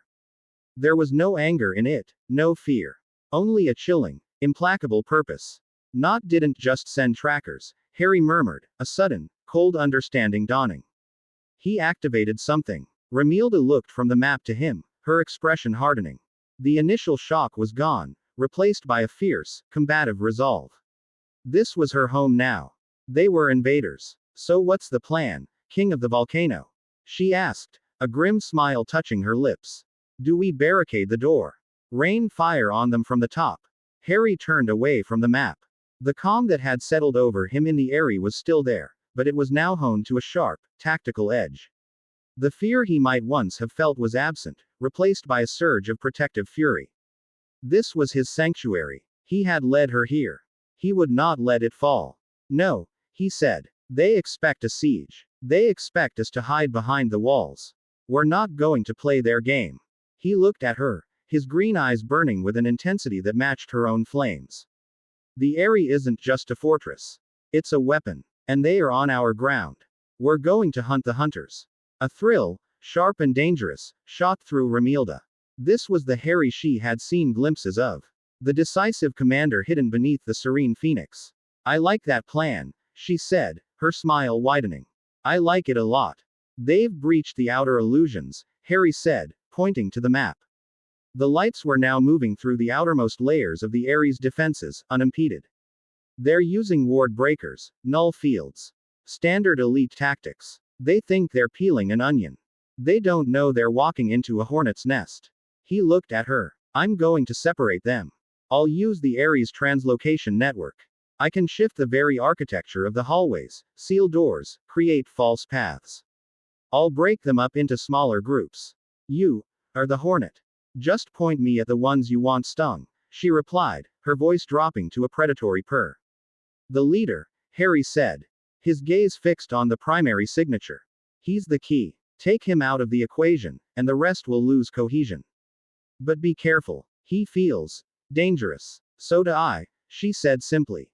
He reached out and touched her cheek, his thumb brushing her skin. His touch was warm, grounding. Don't get reckless. This isn't about winning. It's about surviving. No casualties. Not them, not us.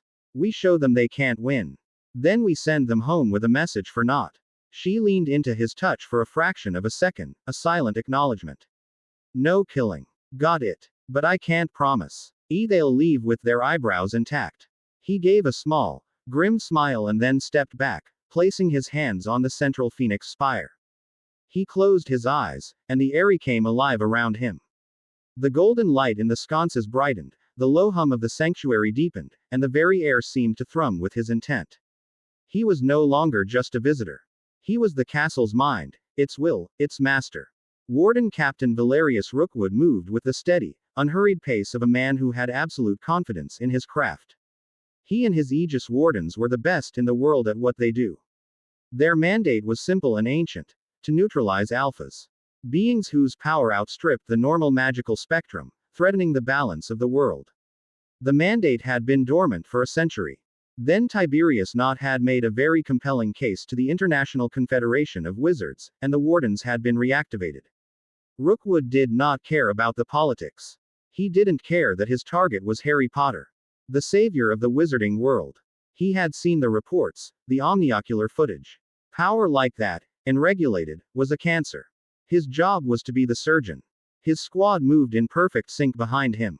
They wore silver inlaid combat robes, woven with threads of goblin-made steel and treated with potion-resistant coatings. Their boots were enchanted for silence. They were a dozen ghosts on the black slopes of the volcano. Warden Captain, came the clipped voice of his second-in-command, Lyra, through his enchanted earpiece.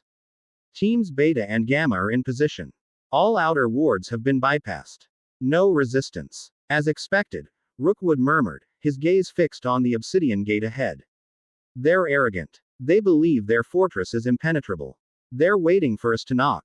His team carried specialized equipment. Ward breaker staffs that could unravel complex enchantments, portable null field projectors that created bubbles of dead magic, and carbines that fired not spells, but solid, rune-etched silver darts designed to pierce magical shields and deliver potent paralytic agents. They were the perfect counter to overwhelming magical force. Breach the gate, Rookwood ordered. 2 wardens moved forward, planting a device on the seamless obsidian wall. It hummed with contained power. Rookwood raised a hand, signaling his team to brace. Before they could activate it, the gate opened. It didn't retract. It simply vanished, the solid wall of rock dissolving into a fine golden dust that drifted away on the wind, leaving a dark, gaping archway. Rookwood's team froze. That wasn't on any schematic. Hold, Rookwood commanded, his eyes narrowing. It was a power play. A welcome. He felt a faint prickle on his skin, the sign of immense, ambient magic. This place was saturated with it. He stepped across the threshold, his senses on high alert. The corridor was lit by a warm, golden light. It was silent, still. Too still. Lyra, report. All teams are inside, Captain. Moving to converge on the central chamber as planned. Proceed with caution, Rookwood said, his hand tightening on the grip of his carbine. They know we're here. They advanced down the corridor, their silent boots making no sound on the polished stone. The path was straight, leading towards a brighter light ahead. It was all too easy. They reached the end of the corridor and stepped into the vast central chamber. Rookwood took in the soaring ceiling, the carved balconies, the magnificent phoenix spire. It was a temple, not a fortress. Captain, Lyra's voice said. A new edge of confusion in it. We've hit a wall. The corridor just ended. Report. Team Gamma, Rookwood snapped. Same, Captain. We're in a circular room. No doors. The way we came in is gone. Rookwood spun around. The corridor they had just exited was no longer there. In its place was a solid wall of seamless, polished obsidian. They were trapped. Not all of them. Just his team. Alpha Team. They've separated us, he said, his voice dangerously calm. He had underestimated his quarry. They weren't hiding. They were playing with them. Suddenly, a section of the floor in the center of the chamber began to glow with a fierce, orange light. With a grinding sound, it slid away, revealing a pit of roiling, molten lava deep within the mountain. The heat washed over them in a searing wave. And from the shadows on the far side of the chamber, a figure emerged. It was the girl, Remilda Vane, the Flame Witch. She was just standing there, her arms crossed, a contemptuous, feral grin on her face. The firelight from the lava pit cast her in a demonic glow, her eyes burning like embers. Welcome to the Eyrie, she said, her voice echoing in the vast space. Hope you enjoy your stay. It's going to be a short one. While Remilda played host to Rookwood, Harry was a ghost in his own machine.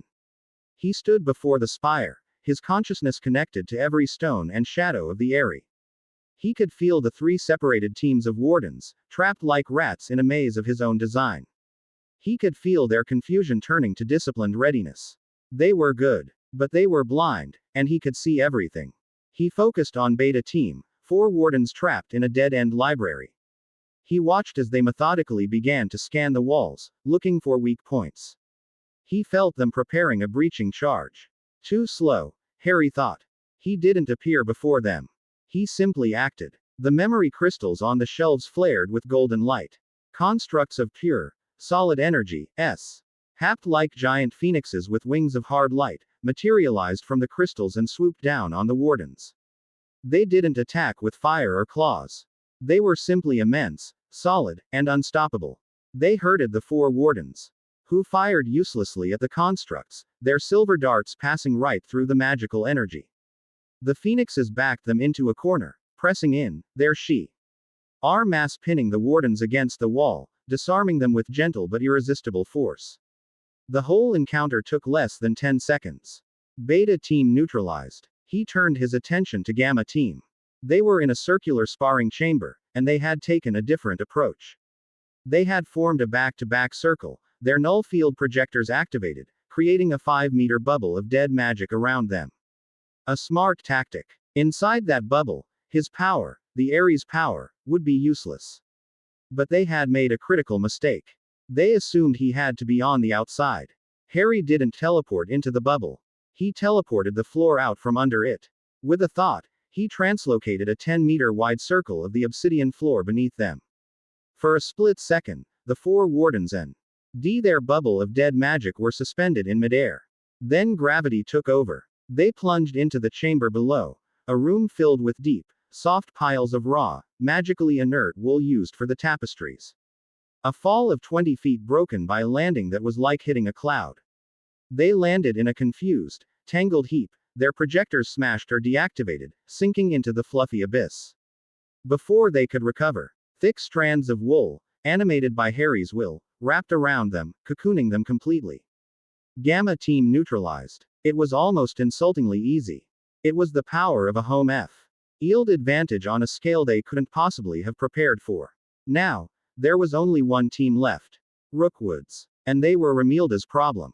Rookwood did not panic. He assessed. Target acquired. 4 hostiles. 1 alpha-level elemental. Threat analysis. Severe. Engage. He commanded. His 3 team members fanned out, their movements economical and precise. They raised their carbines, but they didn't fire at her. They fired at the ceiling above her, at the walls beside her. The silver darts struck the obsidian and exploded, not with force, but with clouds of thick, shimmering dust. Anti-magic chaff. It filled the air, designed to disrupt and scatter elemental manifestations. Remilda laughed. It was a harsh, grating sound. Cute, she said. You think my fire is a spell? She thrust her hands forward. A torrent of flame, a solid wave of liquid fire, erupted from her palms. It wasn't scattered by the chaff. It burned right through it, incinerating the dust in a flash of glittering sparks. The wave of fire was not aimed at the wardens. It slammed into the floor in front of them, a line of molten rock drawn between them and her. Lyra, suppressive fire. Rookwood ordered. His Econd in command switched her carbine's ammunition. She began firing rapid bursts of darts that exploded into concussive blasts of pure force. They weren't meant to harm Remilda, but to throw off her aim, to keep her off balance. Under the cover of the suppression, Rookwood moved. He was fast, unnaturally fast. He skirted the edge of the lava pit, his silver-inlaid robes protecting him from the worst of the heat. He didn't approach her head-on. He circled, always moving, looking for an angle. Remilda was a force of nature. She seemed to be everywhere at once. A shield of shimmering, distorted air, a wall of pure heat, materialized around her, deflecting the concussive blasts. She sent whips of flame cracking through the air, forcing the 2 other wardens to dive for cover behind obsidian pillars. She was toying with them. A cat with 4 very dangerous mice. She was also making a mistake. She was so focused on displaying her overwhelming power that she was forgetting about precision. She was forgetting Harry's lesson. Rookwood saw his opening. While she was occupied with his team, he activated the null field projector on his belt. A small, person-sized bubble of dead magic enveloped him. He was shielded. He lunged. He came at her from the side, a gray blur of motion. She sensed him at the last second, her head snapping around, her eyes widening in surprise. She tried to bring a jet of flame to bear. But he was too close, already inside her effective range. He didn't try to strike her. He didn't try to use his carbine. His hand shot out and grabbed the front of her robes, and he used her own momentum. Her surprise, to pull her off balance. He wasn't trying to subdue her. He was trying to throw her into the lava pit. Time seemed to slow down. Remilda felt his grip, cold and strong. She felt the lurch in her stomach as her feet left the ground, her trajectory arcing towards the molten fire below. A flash of genuine fear, cold and sharp, cut through her battle rage. She was immune to her own fire. But lava was not her fire. It was the raw, elemental heat of the earth. She didn't know if she could survive it. But just as her body cleared the edge of the pit, a hand grabbed the back of her robes. It wasn't a physical hand. It was a hand of pure, golden light, solid and warm and utterly real. It halted her fall, leaving her suspended in midair, inches from the roiling lava. Harry appeared between her and Rookwood in a silent, instantaneous flash of gold. He hadn't teleported from across the room. He had simply arrived. One moment the space was empty, the next he was there. A bulwark of impossible calm. He held his hand out, the construct of light tethered to his fingers. Rookwood, his null field still active, stumbled back a step, his face a mask of shock. Potter hadn't been on his senses at all.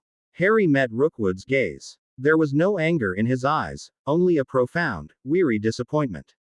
With a gentle flick of his wrist, the hand of light pulled Romilda back, setting her down on the solid floor beside him as if she weighed nothing.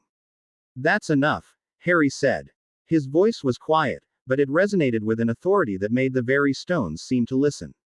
Rookwood recovered instantly. He raised his carbine, the muzzle aimed squarely at Harry's chest. "The mission is not complete, Potter. Surrender now. You and the girl." Harry looked at the weapon pointed at him. Then back at Rookwood. He didn't raise a shield. He didn't prepare a spell. He just stood there. "You believe what you're doing is right, don't you?"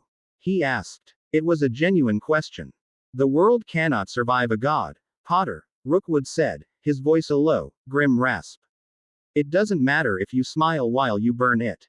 Order must be maintained." "This isn't order," Harry said, gesturing to the chamber. To the trapped wardens, to the terrified look that was just starting to fade from Romilda's face. "This is fear, given a uniform and a license to hunt. You're Not's dog, sent to put down something he can't control." The insult didn't land. "I am a warden," Rookwood stated, as if that explained everything. "And my duty is clear." He began to squeeze the trigger. He never got the chance. Harry moved. But it wasn't a lunge or a dodge. He took a single, calm step forward, and as he did, the null field around Rookwood collapsed. Not violently. It just unraveled, like a poorly knitted jumper. The contained deadness overwhelmed by the sheer, vibrant life force radiating from Harry. Rookwood's eyes widened in disbelief. His null field had never failed. Before he could process it, Harry's hand closed over the barrel of the carbine. He didn't try to wrestle it away. The metal of the weapon, where he touched it, began to glow with a soft golden light. Rookwood felt a sudden, intense heat. Not burning, but deeply, fundamentally wrong. The intricate runes etched into the weapon flared brightly, and then, with a sound like cracking glass, they went dark. The carbine was dead, a useless piece of metal and wood. At the same time, a piece of the ceiling, loosened by one of Lyra's concussive blasts, chose that moment to fall. It was a jagged piece of rock, the size of a man's head. And it was plummeting directly towards Rookwood's shoulder. Rookwood saw it coming but was off balance, his primary weapon useless. He couldn't move in time. But Harry did. He released the dead carbine. And his other hand shot out, not to block the rock, but towards Rookwood's arm. A shimmering golden warmth enveloped the warden's shoulder a split second before the rock struck. The impact was still brutal. Rookwood cried out as the stone hit, tearing through his expensive robes and gouging a deep, bloody wound in his flesh. But the wound was already closing. The golden light sank into his skin. And Rookwood watched, stupefied, as the torn flesh knitted itself back together, the bleeding stopped, and the searing pain vanished, all in the space of a single heartbeat. The wound was gone. Not healed in the slow, scar-leaving way of a spell. It was unmade. It was as if it had never happened. Rookwood stared at his arm, then at Harry. His mind, so used to tactical certainties and predictable outcomes, was short-circuiting. Potter had disarmed him, saved him, and healed him, all in the time it took to draw a breath. He hadn't fought back. He had simply refused to be an enemy. Harry stepped back, his expression somber. "My fight isn't with you." From the entrances to the chamber, the other 8 wardens emerged, not marching, but guided by the silent, shimmering phoenix constructs. They were all disarmed, their gear piled neatly in the center of the room. They saw their captain, his weapon useless, standing before the 2 alphas, and they froze, realizing the utter totality of their defeat. They had been dismantled, not defeated. Taken apart piece by piece without a single casualty. Remilda, who had been watching the entire exchange with a furious, protective glare, stepped up to Harry's side. She looked at Rookwood, her eyes still burning. Get out, she snarled. Take your broken toys and your pathetic soldiers and go back to your master. And tell him, the next time he sends his dogs after us, I won't be in such a good mood. Rookwood looked from her fiery rage to Harry's unnerving calm. He saw the sword and the shield, the fury and the restraint. He looked at his perfectly healed arm. He was a man of logic, of pragmatism. And the logic was undeniable. They had come here with every tactical advantage, the best training, the best equipment. And they had been neutralized in under 10 minutes, without their enemy even breaking a sweat. He gave a single, sharp nod. His duty was to neutralize the threat. But you couldn't neutralize a force of nature. You could only, perhaps, hope to understand it. We're leaving, he said, his voice clipped. He turned to his team. Stand down. All of you. He walked over to the pile of their equipment, leaving his dead carbine on the floor. He picked up nothing. He had come here to hunt a monster. But the situation was infinitely more complex, and far more dangerous, than he had been led to believe. Harry Potter wasn't a simple villain. And that, Rookwood realized with a chilling certainty, was what made him the greatest threat the world had ever known. Chapter 5. Whispers in the Worm's Coil. The Aegis Wardens left a profound silence in their wake. They had collected their disarmed and bewildered comrades, their retreat as disciplined and efficient as their arrival. Harry had opened the gate for them. And they had marched out under the grey Scottish sky without a backward glance. Rookwood's final look was not one of defeat, but of grim, analytical reassessment. It was the look of a man who had been given a new, infinitely more complex problem to solve. The Eyrie was quiet again, but the victory felt hollow. It had been too easy, a dominant but ultimately meaningless display. They had swatted a fly, but the rot, they knew, went deeper. The vision in the scrying pool still haunted them, a cold shadow that the fiery defeat of the Wardens could not burn away. The umbral serpent. The great stillness. Morwen Gaunt. They'll be back, Remilda said, breaking the silence. She stood before the great obsidian window in the main hall, her arms wrapped around herself, watching the clouds drift over the jagged peaks. The battle high had worn off, leaving her restless and agitated. Not won't take this lying down. Next time, it won't be 12 of them. It'll be 100. Or they'll try to bring the whole mountain down on top of us. Harry came to stand beside her. He had spent the last hour methodically repairing the minor damage to the Eyrie, his golden energy sealing the cracks from Lyra's concussive darts. The stone flowing back together as if it were liquid. The sanctuary was pristine once more, but the violation lingered. Let them try, he said, his voice calm. The Eyrie has survived for 10,000 years. It can survive Tiberius not. He looked at her, his gaze softening.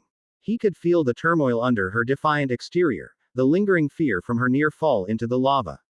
The frustration of a fight won but a war far from over. He's not the real threat, Remilda. We both know that. She turned from the window, her eyes dark with worry. The thing in the vision. The serpent. She shuddered. A genuine, deep-seated tremor. That felt real. More real than Rookwood and his toy soldiers. What do we do about that, Harry? We can't just wait for it to come knocking. No, we can't, he agreed. Information is a weapon. We have a name. We have a bloodline. We have a location. The Gaunt Hovel, she whispered, the name leaving a bad taste in her mouth. You want to go there. The idea was deeply unnerving. The Eyrie was a place of life and fire. The vision of the Gaunt Shack was its absolute antithesis, a place of decay, filth, and cold, stagnant hatred. It's a nexus, Harry said, his mind already working through the tactical implications. The vision said the serpent was tethered to the mortal plane through that bloodline. That house, it's the anchor point. If we want to understand our enemy, we have to go to its lair. And what about the girl? Morwen. Remilda challenged, her protective instincts flaring. The vision showed her, too. The air. She'll be there. Then we'll face her, Harry said simply. I need to know how much of her is left, and how much is it. I saw what Voldemort became when he let that power in. He was just dabbling. She's inviting it to live inside her. But she's still a person, Remilda. A victim. I can't just. He trailed off, the unspoken words hanging in the air. I can't just kill her. This was the core of their dilemma. The central conflict between his nature and hers. Remilda saw a threat to be neutralized, a rabid dog to be put down before it could harm anyone else. Harry saw a person to be saved. A life to be reclaimed from the encroaching darkness. He was the phoenix, the embodiment of rebirth. The idea of preemptively ending a life, even one as dangerous as Morwen's, was a violation of his very essence. Her expression softened with a flicker of understanding. You think you can save her? It wasn't an accusation. It was a statement of fact, a recognition of who he was. I have to try, he said. The decision was made. They would leave the safety of their fortress and walk willingly into the heart of the enemy's power. They spent the rest of the day in preparation. Not of weapons or supplies, but of themselves. They meditated in the quiet chamber of the Phoenix Spire, syncing their energies, practicing the intricate dance of her fiery offense and his golden defense. They were no longer just a boy and a girl with extraordinary powers. They were a symbiotic unit, a dyad of creation and destruction, and they would need every ounce of that shared strength where they were going. That night, they didn't speak of the mission. They lay in the quiet dark of their chamber, the only light the faint, gentle pulse of the Ares' ambient magic. Remilda lay with her head on his chest, her fingers tracing the smooth, unblemished skin where his lightning scar used to be. Does it ever scare you? She asked, her voice a near whisper. What you are now? He was silent for a moment, considering the question. No, he said finally. What I was. That scared me. A boy with a piece of someone else's soul lodged in his head, stumbling through a war he didn't understand, carrying the weight of everyone's expectations. I was always reacting, always afraid. Now, he paused. Now, I just, the fear is gone. It's all clear. Clarity is scary, she murmured. I feel it too. The fire. It burns away all the doubt.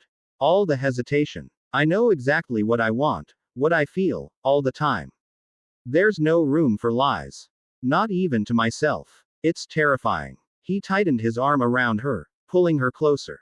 That's why I need you, he said, his voice a low rumble in her ear. You're my anchor. You keep me from floating away on all this clarity. Your fire. It keeps me warm. She lifted her head and kissed him, a deep, searching kiss full of a desperate, unspoken need to reaffirm their connection before they stepped into the cold. They were two halves of a new whole, and in the looming darkness, they were all each other had. The gaunt hovel stood in a small, wooded valley near Little Hangleton, but it felt like it existed in a pocket dimension of pure misery. The trees surrounding it were skeletal and gray, their branches claw-like and bare despite the season. The ground was a carpet of black, slimy mulch that seemed to suck the warmth from the soles of their boots. The air was cold, thin, and utterly still, carrying a faint, cloying scent of stagnant water and decay. There were no birds, no insects, no signs of life. Just a suffocating, oppressive silence. They apparated to the edge of the blighted woods. The familiar squeeze of the teleportation feeling jarringly violent after the smooth, clean transit of Harry's Phoenix fire. They had decided against a fiery arrival, opting for stealth. The house itself was a ruin, barely more than a pile of rotting timbers and collapsed stone. A dead snake was nailed to the door, a desiccated, pathetic symbol of past glories. But the physical decay was nothing compared to the magical rot that infested the place. Harry felt it as a physical weight, a pressure of profound cold and nothingness that pushed against his life aura.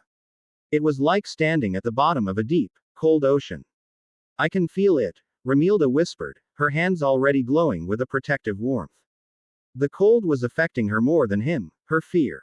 Why nature rebelling against the entropy of the place? It's like the air is dead.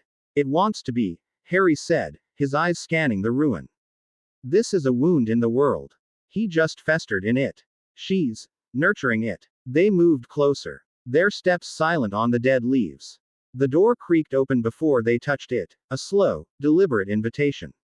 The darkness within was absolute. Harry stepped inside first, a soft golden light emanating from his hand. The interior was even worse than the outside.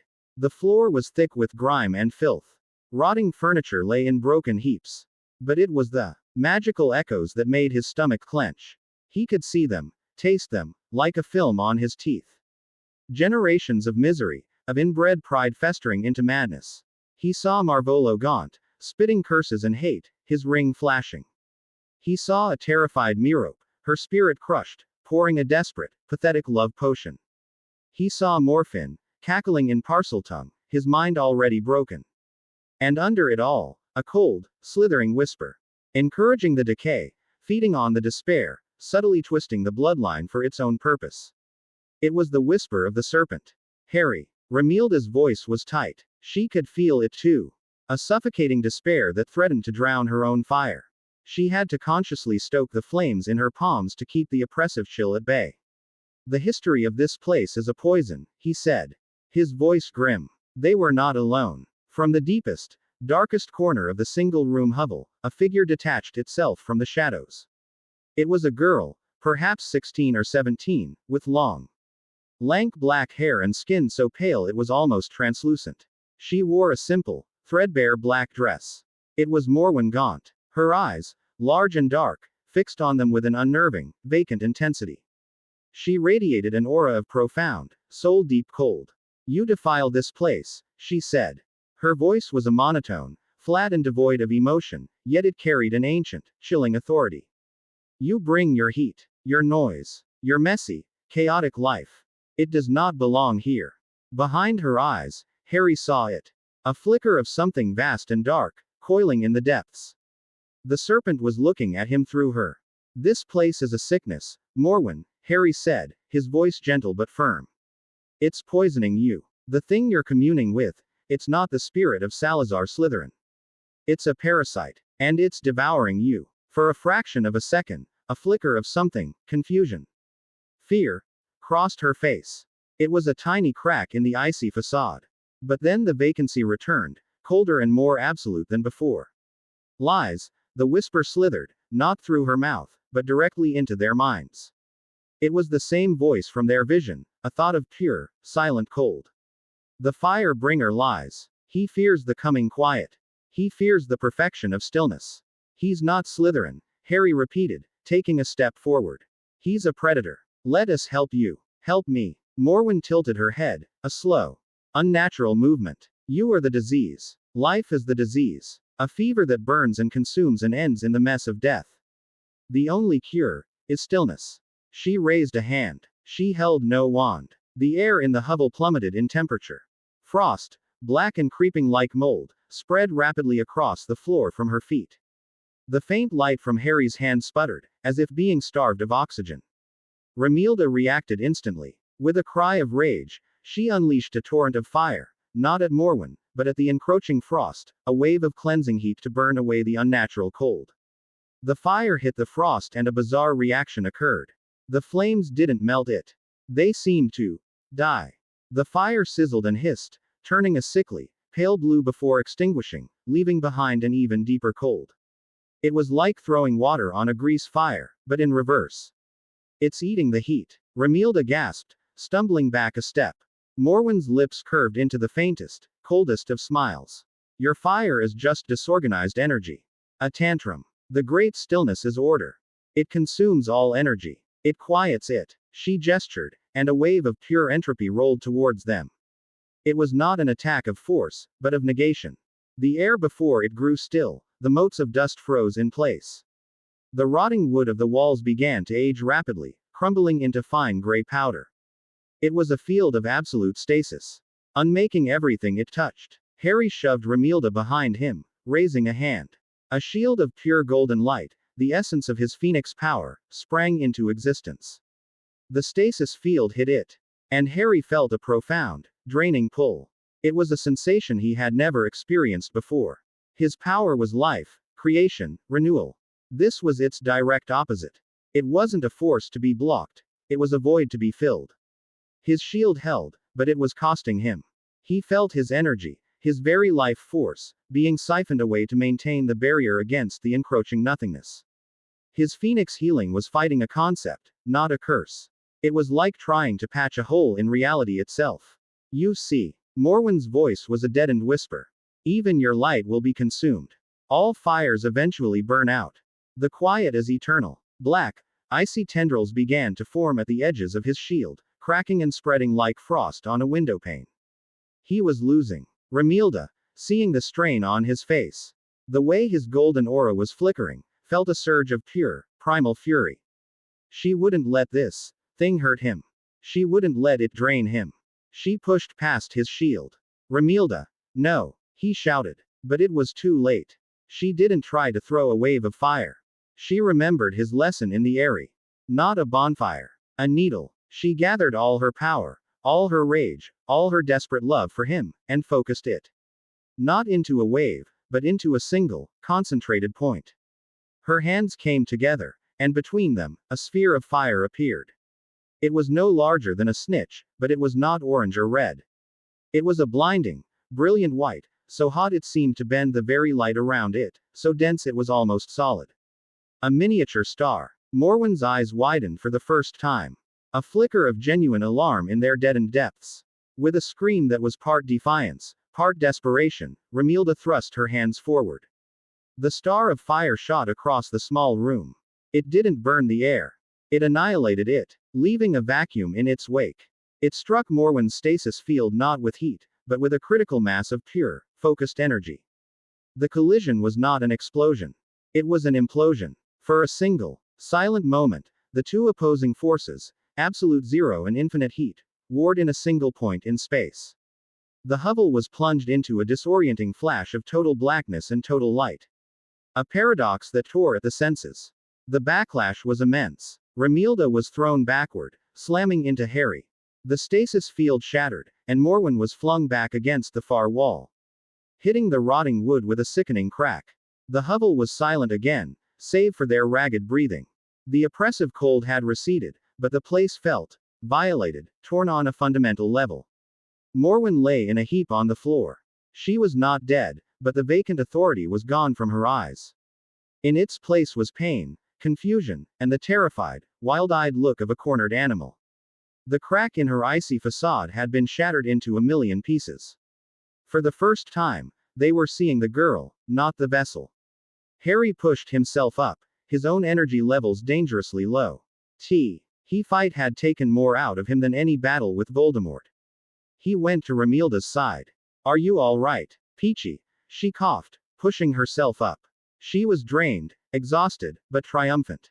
Did it work? You broke its hold on her, Harry said, looking at the whimpering girl on the floor. For now, he felt a surge of pity. This was what he had wanted, to see the person underneath. And she was just a scared, broken girl who had been used as a puppet by a cosmic horror. But before he could take a step towards her, before he could offer a hand, a word of comfort, a chance at salvation, she looked at him with eyes full of pure, undiluted hatred. A hatred born not of the serpent's cold influence, but of her own violated pride. You will pay, she hissed, her voice a venomous rasp. Then, her form seemed to dissolve. She didn't apparate. She didn't use phoenix fire. She simply broke apart into a flurry of whispering, writhing shadows and icy mist, which swirled for a moment before being sucked out through the cracks in the walls, vanishing into the dead woods. Her final whisper echoed in their minds, no longer the cold pronouncement of the serpent, but the furious, personal promise of a mortal enemy. The great cold is coming for your little fire. They were left alone in the ruined, desecrated hovel. Harry stood over the spot where she had vanished, a heavy weight settling in his chest. He had come here to save her. Instead, he had created something new. He had driven out the parasite, but in doing so, he had solidified the host's hatred. He had turned a victim into a villain, a puppet into a willing collaborator. The moral dilemma had become a mortal threat. Morwen Gaunt was no longer just a vessel to be pitied. She was their enemy now, driven by her own will, her own pain, and her own desire for revenge. And she still wielded the terrible, world-ending power of the Great Stillness. Harry, Remilda said softly, coming to his side, her hand finding his. She could feel his conflict, his self-recrimination. You did what you had to. You tried to save her. He looked at her, his ancient eyes filled with a profound sadness. I know, he said, his voice heavy. And I failed. Now, she's not just a weapon aimed at the world. She's pulling the trigger herself. They left the hovel, the silence of the place pressing in on them, heavier than before. They had won the battle. But they had lost something far more important. They had lost the chance to save a soul. And in doing so, they may have just doomed the world. Chapter 6. A Game of Kings. News of the Aegis Warden's failure traveled fast. It moved not through the gossipy pages of the Daily Prophet, but through the silent, encrypted channels of international magical governments. Tiberius not ensured. The official report was buried under a mountain of bureaucratic misdirection, citing unforeseen geological instability and anomalous ward feedback as reasons for the mission's abort. But the truth, whispered from aide to undersecretary, from attaché to minister, was far more shocking. The best alpha neutralization team on the planet had been dismantled, disarmed, and sent home without a single casualty on either side. It wasn't a defeat. It was a humiliation. It was a statement of power so absolute it defied belief. Lord Nott was incandescent. He stood in his private office, a stark, minim. A-list room high in the Nott family's London Tower, a place of polished chrome and dark, unforgiving marble that rejected the cozy clutter of the magical world. He held a single, dead carbine in his hands, the one Rookwood had brought back. It was cold, inert. Potter had not just broken it, he had unmade it, purging its very magical essence. This was no longer a simple problem of containment. This as a challenge to the fundamental order of their world. Potter was not just a rogue element, he was a rival power. And he was growing stronger. The incident at the Gaunt Hovel, which Nott's informants had reported as a massive, localized eruption of paradoxical energy, was further proof. He didn't know what Potter and the vain girl were fighting, but he knew they were fighting. And winning. Creating instability. Chaos. Nott was a man who worshipped at the altar of order. Chaos was the only true sin. He put the carbine down. His fury had already cooled, condensing into a diamond-hard point of strategic resolve. If force could not bring Potter to heel, then politics would. He would not make the same mistake Voldemort made, trying to conquer the wizarding world. He would simply take control of its existing infrastructure. He would make the world itself the weapon. He convened an international summit at the Ministry of Magic in London. He didn't frame it as a tribunal against Harry Potter. That would be too confrontational. He was more subtle. The official title was the International Summit on Existential Magical Threats and Global Security. He invited ministers, department heads, N.D. security chiefs from every major magical government, from the European ministries to the Magical Congress of the United States of America, MACUSA. His opening address was a masterclass in political maneuvering. He stood before the assembled dignitaries in the grand, wood-paneled International Council chamber, a picture of somber reason and reluctant duty. My friends, my colleagues, he began. His voice resonating with grave sincerity. We live in a new age. The end of our last great war did not bring the lasting peace we had hoped for. Instead, it has become the crucible for a new, unprecedented form of power. He laid out his case with chilling precision. He presented the facts, stripped of context, but irrefutable in their implications. The inexplicable resurrection. The rebuilding of Hogwarts with a wave of his hand. The impossible escape from a sealed Wizengamot chamber. The utter neutralization of the Aegis Wardens. And finally, the mysterious, violent energy flare in Little Hangleton. Which he cleverly painted not as a battle against a dark force, but as a territorial dispute, a skirmish between Potter and another, unknown alpha-level being, Morwen Gaunt. We are faced with a world where individuals now wield power that was once the sole province of gods and legends, Nott declared, his voice dropping to a near whisper. Harry Potter and his associate, Romilda Vane, are but the first. This Morwen Gaunt is the second. How long until there is a third? A fourth? Can our world survive a war fought not with wands and armies, but by beings who can warp reality to their will? We cannot allow our shared future to be dictated by the whims of these phenomenals. He let the new term hang in the air. It was a brilliant piece of branding. Not heroes. Not villains. Phenomenals. Something other. Something alien and unpredictable. Therefore, he concluded, I propose a coalition. A united front. We must pool our resources, our knowledge, our power. We must pass international legislation that gives us the authority to apprehend and neutralize these threats, wherever they may arise. We must create a global task force, an Aegis Warden program on an international scale. With the mandate and the power to enforce our collective will. We must show these phenomenals that no single being, however powerful, can stand against the united will of the entire wizarding world. We must restore order. He sat down to a hall filled with a tense, charged silence, which slowly gave way to a groundswell of murmurs and anxious debate. He had them. He had played on their deepest fears, the fear of the unknown, the fear of losing control. He had offered them a simple, powerful solution: unity against a common threat. The news of the summit reached the airy not through whispers, but through a scream. Fawkes appeared in the main chamber in a flash of brilliant fire, a copy of the French magical newspaper, Le Cri de la Gargouille, clutched in his talons. The headline was, Stark. Le Sommet de Londres. Not propose une coalition mondiale contre les phénomènes. Romilda snatched the paper, her French just good enough to translate the horrifying gist of the article. A world coalition. A global task force. She spat, crumpling the paper in her fist. He's turning the whole world against us. We'll be hunted across the planet. Harry took the paper from her, his expression grim as he read the details. Nott's strategy was brutally effective. He had sidestepped the question of Harry's heroism and reframed the entire issue as one of global security. He wasn't just a British problem anymore. He was a threat to the global status quo. We can't hide, Harry said, his voice quiet but resolute. Hiding just proves his point. It makes us look like a threat in waiting. So what do we do? Romilda demanded, pacing back and forth like a caged tiger. Fly to London and blow up the summit. I'm open to suggestions, and that one's currently at the top of my list. No, Harry said, his mind already racing. Processing. Formulating. You don't fight a political army with force. You fight it with a better political army. He wants to play a game of kings. Fine. We'll play. He walked over to the library. A new fire in his eyes.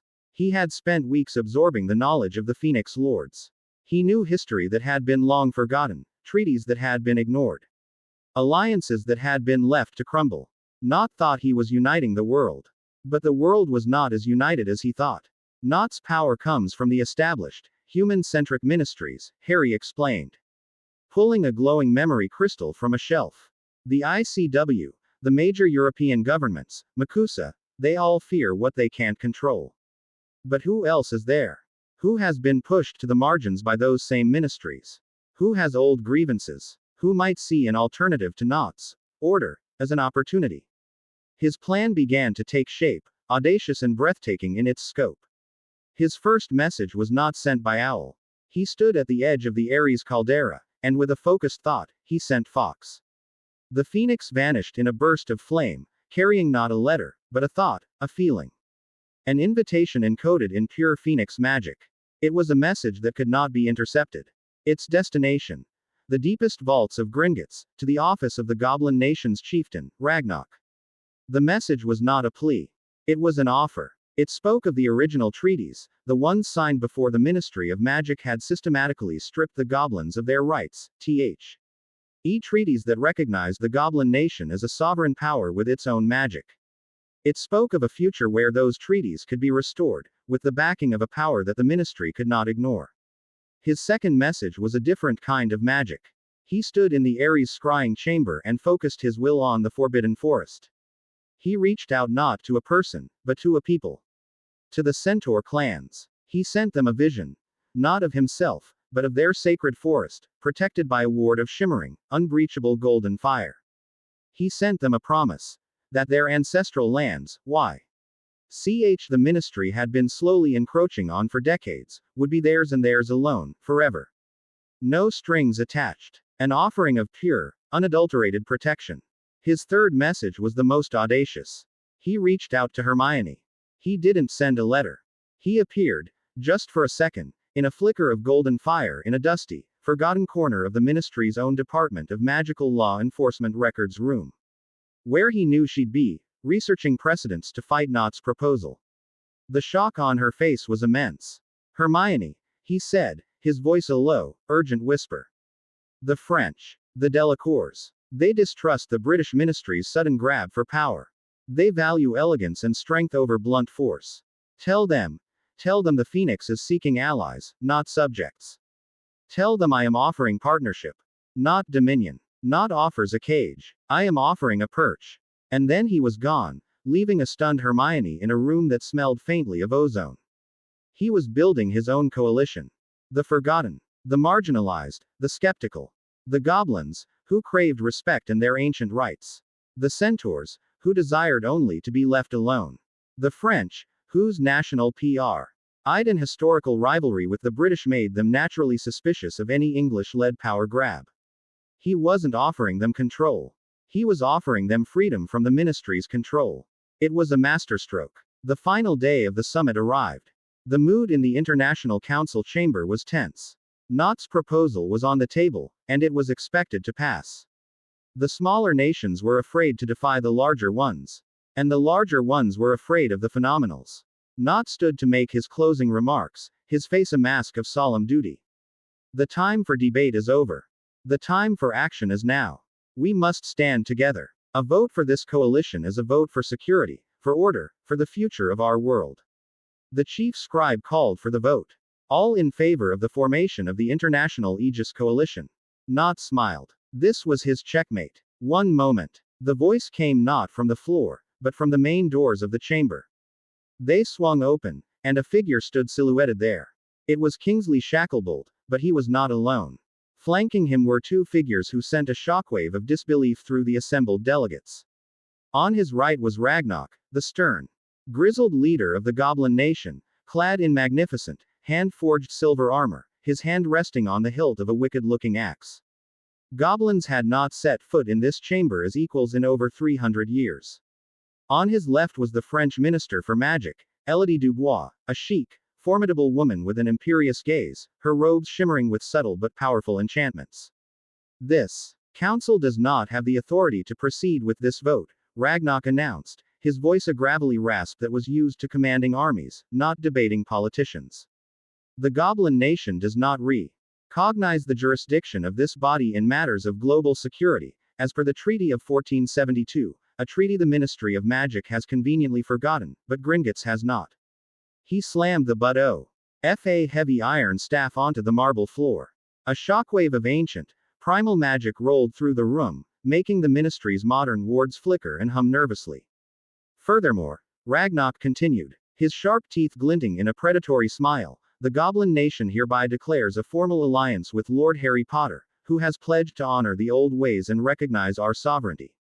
An act of aggression against him will be considered an act of war against the Goblin Nation. Stunned silence. Before anyone could react, Minister Dubois stepped forward, her expression cool and disdainful. The French Ministry of Magic shares the Goblin Nation's concerns, she said, her voice like chimes of ice. Lord Nott's proposal reeks of an Anglo-centric power grab, cloaked in the language of fear. France has no interest in ceding its autonomy to a global police force led by the British ministry. We prefer to choose our allies based on strength and character, not fear and control. She paused, her gaze sweeping the room. We have been in communication with representatives of Lord Potter. We find his vision of a partnership of equals far more compelling than Lord Nott's vision of a world in chains. France will not be joining your coalition. We will be observing, and we will be standing with those who stand for true freedom. Pandemonium erupted. The two declarations, one from a marginal IZED magical nation and one from a major world power, had shattered Nott's carefully constructed unity. The smaller nations, previously intimidated, now saw a viable alternative. Whispers and frantic arguments broke out. Nott's checkmate had been countered with a move he had never even conceived of. And then came the final blow. A centaur appeared at the chamber doors.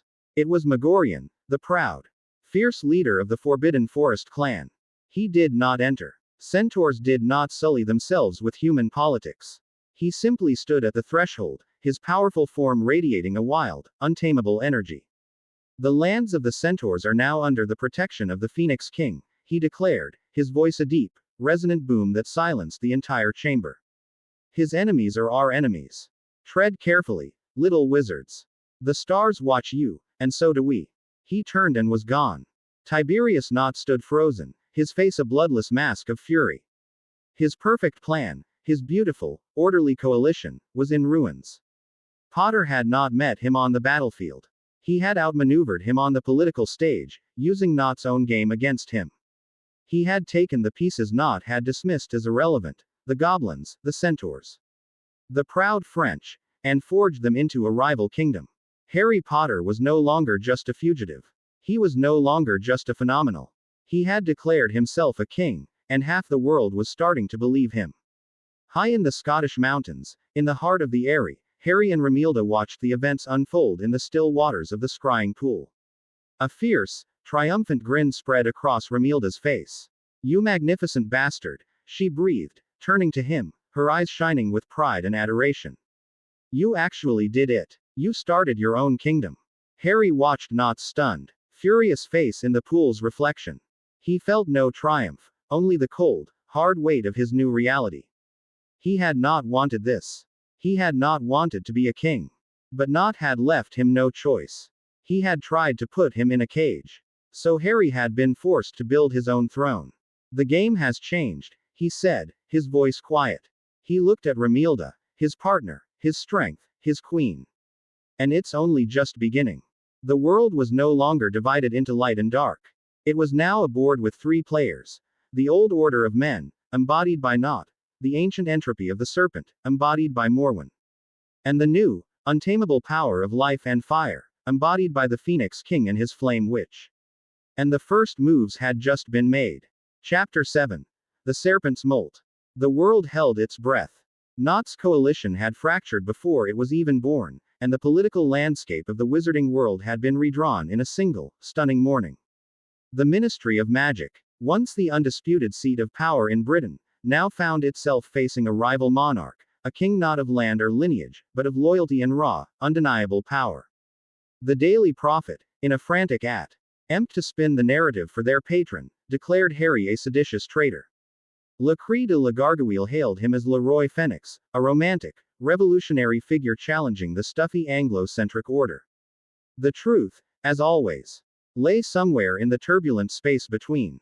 In the Eyrie, the victory felt like a deep, centering breath before a plunge into icy water. They had won the political battle. But the quiet that followed was pregnant with menace. "He's quiet," Romilda said, her voice echoing slightly in the vastness of the training chamber. She sent a spiraling vortex of perfectly controlled fire across the room, where it impacted a target carved into the obsidian wall, leaving a molten crater. "Too quiet. Nott isn't the type to sulk. He's the type to reload." Harry stood on the far side of the room. Not practicing combat, but life. He was tending to a small, contained garden he had created in a sunlit alcove, a patch of impossible greenery in the heart of a volcano. With gentle, focused applications of his power, he urged lush, green vines to climb the black rock and exotic, glowing flowers to bloom. It was an exercise in creation, a necessary counterbalance to the constant threat of destruction. "Nott's a problem for another day," Harry said, coaxing a vibrant, crimson flower to unfurl its petals. "He's discovered his stick isn't big enough. He has to go find a bigger one. That will take time." He turned to her, his expression serious. "Morwen is the problem for today. She's quiet, too. And that's what scares me." Their confrontation in the Gaunt Hovel had changed things. The cold, dispassionate influence of the umbral serpent had been replaced by the hot, focused hatred of a mortal girl. Morwen was no longer a puppet. She was a willing apostle of the great stillness. Her own pain and fury now the fuel for its cosmic agenda. She had tasted true power, and now she had a target for her rage. Them. The Ares wards, which Harry had fine-tuned, were their eyes and ears. They could feel the ebb and flow of magic across Britain. Nott's ministry was a frantic, buzzing hive of activity. The allied territories of the goblins and centaurs were calm, watchful bastions. But from the area around Little Hangleton, there was nothing. A void. A patch of magical silence that was growing, slowly, day by day. It was the calm at the center of a hurricane, and Harry knew, with a certainty that chilled him to the bone, that the storm was about to break. He didn't have to wait long. The warning came not from a magical sensor, but from a gut-wrenching, visceral lurch. It happened at dusk. They were sharing a simple meal in the main hall when the world seemed to tilt on its axis.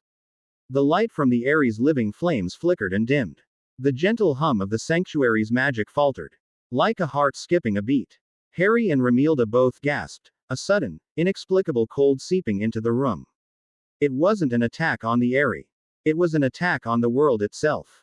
Harry rushed to the scrying pool, Romilda at his heels. He plunged his hands into the water, not looking for a specific place, but for the source of the disturbance, the wound that had just opened in the fabric of their reality. The image that coalesced in the water was not of a battle. It was of a quiet, creeping horror. It was Diagon Alley. But it was wrong. Terribly wrong. A wave of unnatural silence was rolling down the familiar, cobbled street, emanating from the entrance to the leaky cauldron. It wasn't a sound, or a spell. It was a presence. A wave of pure, absolute stasis. Where it passed, color bled from the world, leaving behind a monochrome palette of deathly gray. The cheerful, magical signs of the shops, the twirling candy cane outside Honeydukes, the book opening and closing at Flourish and Blots, all froze, mid-motion. Wizards and witches on their evening errands were caught like insects in amber, their faces frozen in expressions of mild surprise or alarm. A group of children who had been laughing at a pygmy puff in the window of Weasley's wizard wheezes were now silent, gray statues, their laughter eternally silenced. It wasn't death. It was worse. It was an absence. A negation of life, of motion, of time itself. The stasis field spread, and what it touched, it unmade. The vibrant red brick of the buildings faded to a crumbling gray. Gringotts, ood white marble began to crack and decay, aging 1,000 years in a minute. The magic in the very air curdled and died. A desperate Auror who tried to cast a Patronus saw the silver mist form from his wand, only to turn to gray dust and crumble before it could take shape. Spells were not just blocked, they were erased from existence before they could even form. At the epicenter of the wave, standing in the middle of the street like a statue of death, was Morwen Gaunt. She was no longer the waif-like girl from the hovel. She was wreathed in a shimmering aura of black frost, her eyes glowing with a cold, dead light. She wasn't casting a spell. She was simply being, and her presence was enough to unmake the world around her. This wasn't an attack for territory or power. This was a sermon, preached in the language of entropy. Life is chaos. This is peace. She's not trying to conquer it, Romilda whispered in horror, her hands clenched into fists at her sides. She's trying to erase it. She's molting, Harry said. His voice a low, grim rumble. Shedding the last of her humanity and embracing the serpent. This is a demonstration. A declaration of intent. The Ministry's response was pathetic. A squadron of Aurors apparated to the edge of the spreading stasis field and began launching curses, all of which fizzled and died uselessly. Tiberius Nott arrived, his face a mask of controlled fury. Flanked by his personal guard. He, the man of order, was faced with an absolute, perfect order he could not comprehend, a stillness that made his political control a meaningless joke. He was utterly, completely powerless. And then, through the chaos, a new group arrived. Warden Captain Rookwood and the Aegis Wardens. They did not apparate into the fray. They established a tactical perimeter, their faces grim. Their specialized equipment deployed. But even their anti-magic technology was useless. Their null fields were designed to counter outbursts of energy. Morwen's power was a lack of energy, a drain, a void. Their weapons, designed to pierce magical shields, had no effect on a field that wasn't a shield, but an event horizon. Rookwood stood at the edge of the creeping gray death, his carbine lowered. He looked from the frozen, silent street to the powerless Ministry officials, and his cold, pragmatic mind arrived at the only possible, and most detestable, conclusion. Were two kinds of fire in the world that could fight this cold. The chaotic, uncontrolled blaze of the phenomenals, or the final, all-consuming fire that would burn the world to ash. He was a man Orc to choose between a plague and a wildfire. He made his choice. He turned to one of his wardens.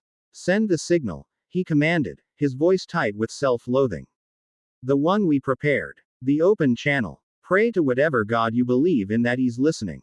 In the Aerie, Harry saw it all. He saw the futility. He saw the creeping horror. He saw the frozen children. And he felt the signal. It wasn't a magical summons.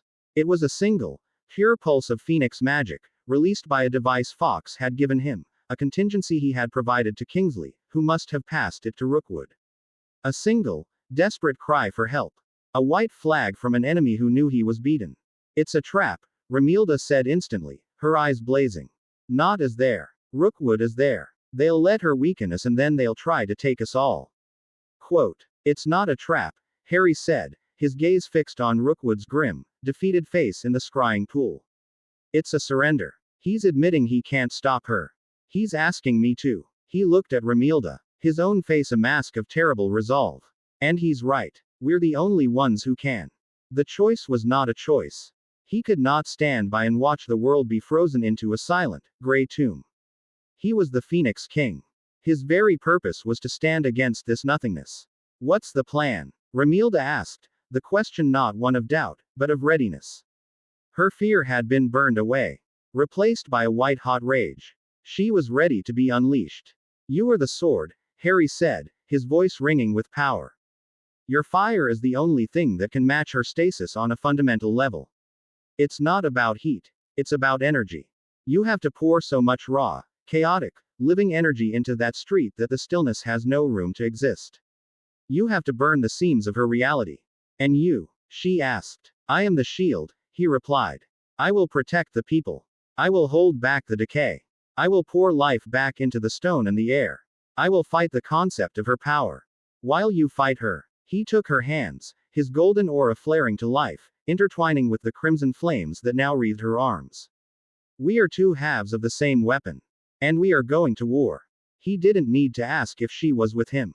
He could feel her resolve, a burning star of courage that mirrored his own. He wrapped his arm around her, and without another word, they stepped into the fire. Their arrival in Diagon Alley was not subtle. It was a declaration. A column of brilliant, searing light, a swirling vortex of gold and crimson, erupted in the very center of the street. Halfway between Morwen and the Ministry's useless defensive line. The light was so intense, so vibrant, so full of life, that it physically pushed back the encroaching gray of the stasis field. For a moment, a perfect circle of color and life existed in the heart of the spreading decay. Harry and Remilda stood in the center of that circle, back to back, a beacon of defiance in a dying world. The sudden appearance of their power sent a shockwave through everyone present. The Ministry Aurors stared in disbelief. Nott's face went rigid with a complex mixture of fury and terrified relief.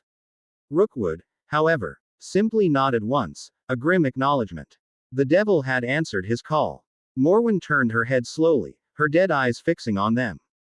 The empty serenity of her expression cracked, replaced by a flash of pure human hatred. This was personal now. The fire bringer, the serpent's whisper echoed in the minds of everyone present, a wave of psychic cold. You cannot burn away the silence. The silence is eternal. We're not here to burn it. Harry's voice rang out, clear and strong, a note of pure life against the dead silence. We're here to remind it what it feels like to be alive. A tense, unspoken truce formed on the battlefield. Rookwood's wardens did not advance. They held their position, their role shifting from hunters to observers, according to contain the fallout of a battle between gods. Rookwood, Harry called out, his voice cutting through the silence. Your intel. What do you have on her? For a moment, Rookwood hesitated, the instinct to withhold information from his target warring with the pragmatic need to survive. Pragmatism won. Her field negates all conventional magic. He shouted back, his voice strained. It drains energy. Direct spell casting is useless. It seems to have a maximum effective range, but it is expanding.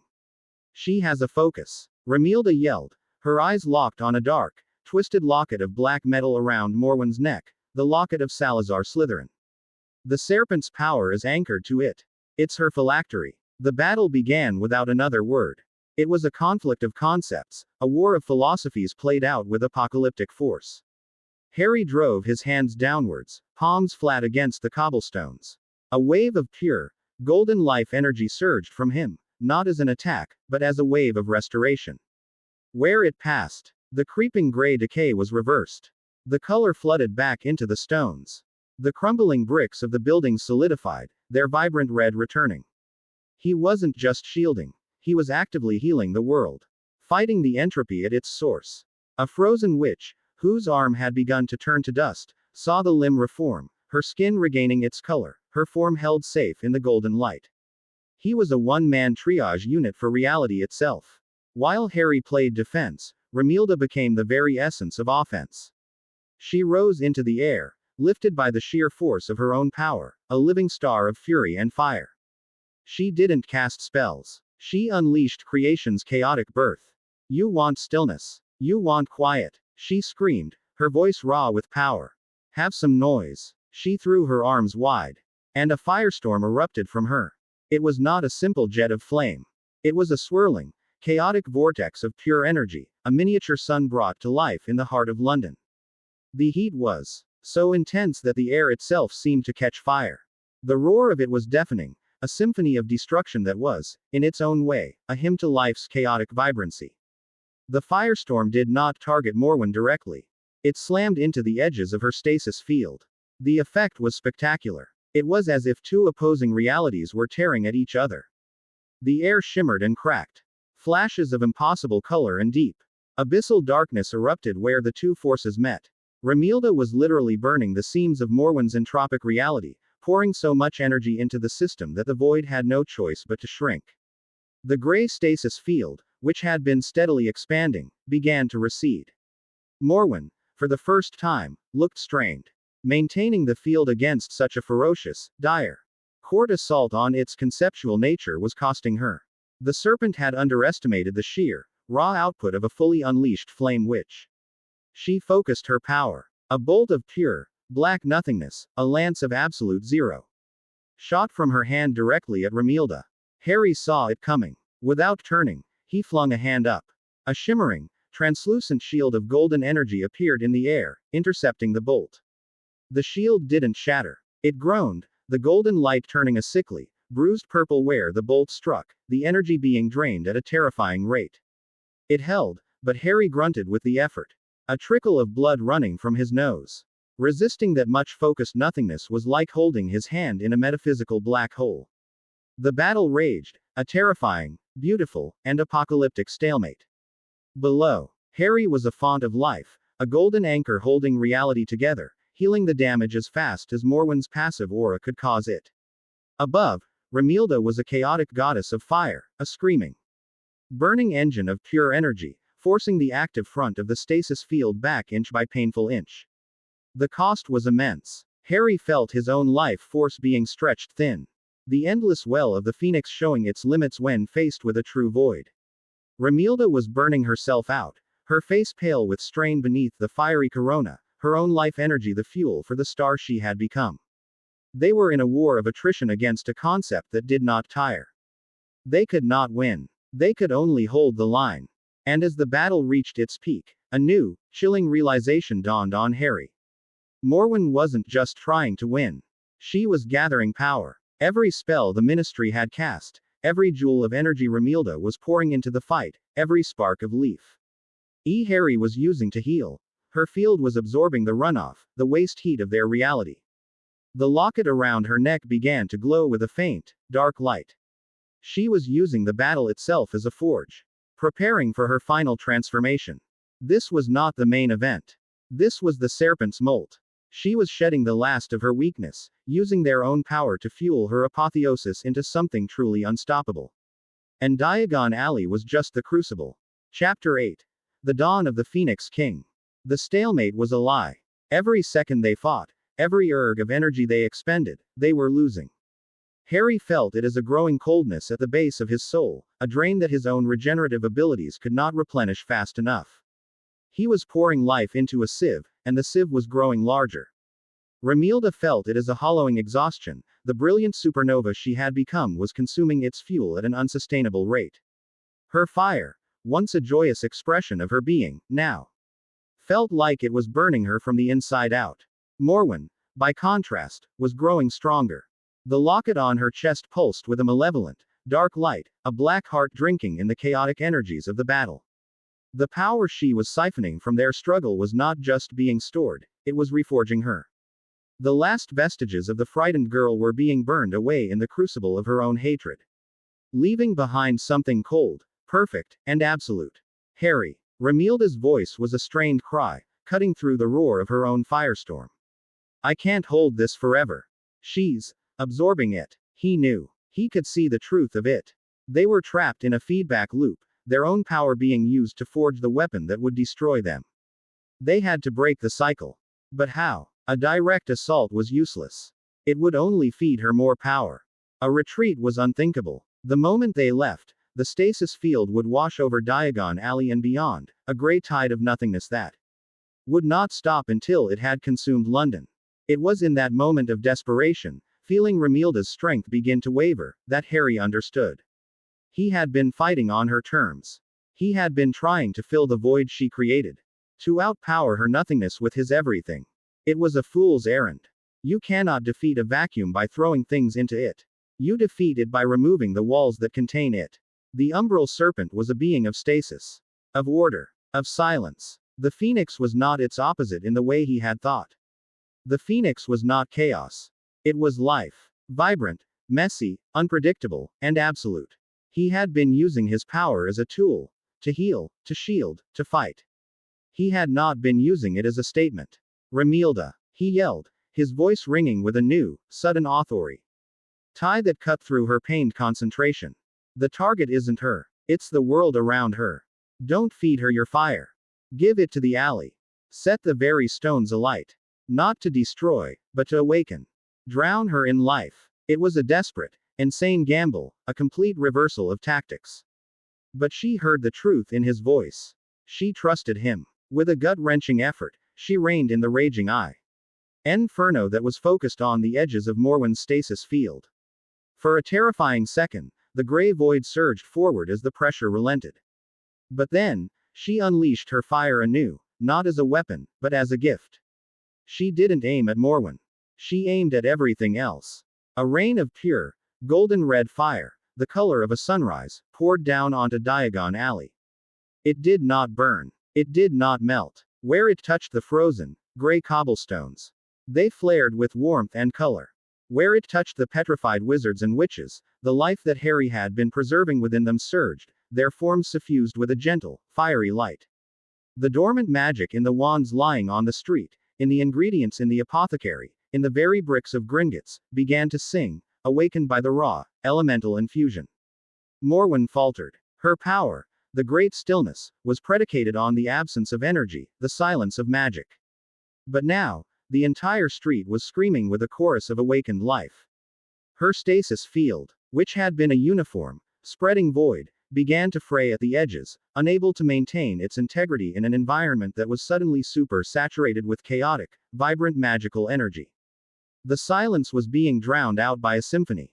Harry saw his opening. This was it. The final gambit. But as he gathered his power for the final act, a new threat emerged. Morwen, realizing her environmental control was failing, abandoned her grand design for a single, spiteful act of murder. She knew she could not defeat both of them. But she could take one with her. She ignored Harry. He was the shield, the immovable object. She focused on the source of the chaotic energy that was unraveling her work. She focused on Romilda, with a shriek that was no longer a psychic whisper but a raw, human sound of pure hatred.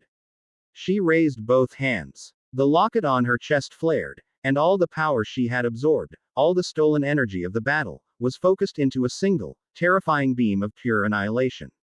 It was not black this time. It was a ray of shimmering, heatless distortion, a beam of pure entropy that did not just negate energy but unraveled the very laws of physics where it passed. It was instantaneous. There was no time to dodge, no time to shield. It struck Romilda in the side. She screamed, a sound of pure, unadulterated agony that tore at Harry's soul. The fire she was showering on the street died. Her concentration shattered. She plummeted from the sky, her body convulsing, the brilliant fiery aura around her sputtering and dying, turning a sickly, necrotic purple where the beam had hit. She crashed to the cobblestones, not with a thud, but with a sickening, dusty crumble, as if the stone itself was decaying where she landed. Harry was at her side in an instant. His heart a block of ice in his chest. The wound was horrifying. It was not a cut, or a burn. It was a patch of nothing. A hole in her very being. The fabric of her robes, the skin of her side. It was all flaking away into gray, lifeless dust. The wound was spreading, a creeping tide of entropy eating away at her life. Harry pressed his hands to the wound, pouring his life energy into her, his phoenix song a desperate, keening cry in his mind.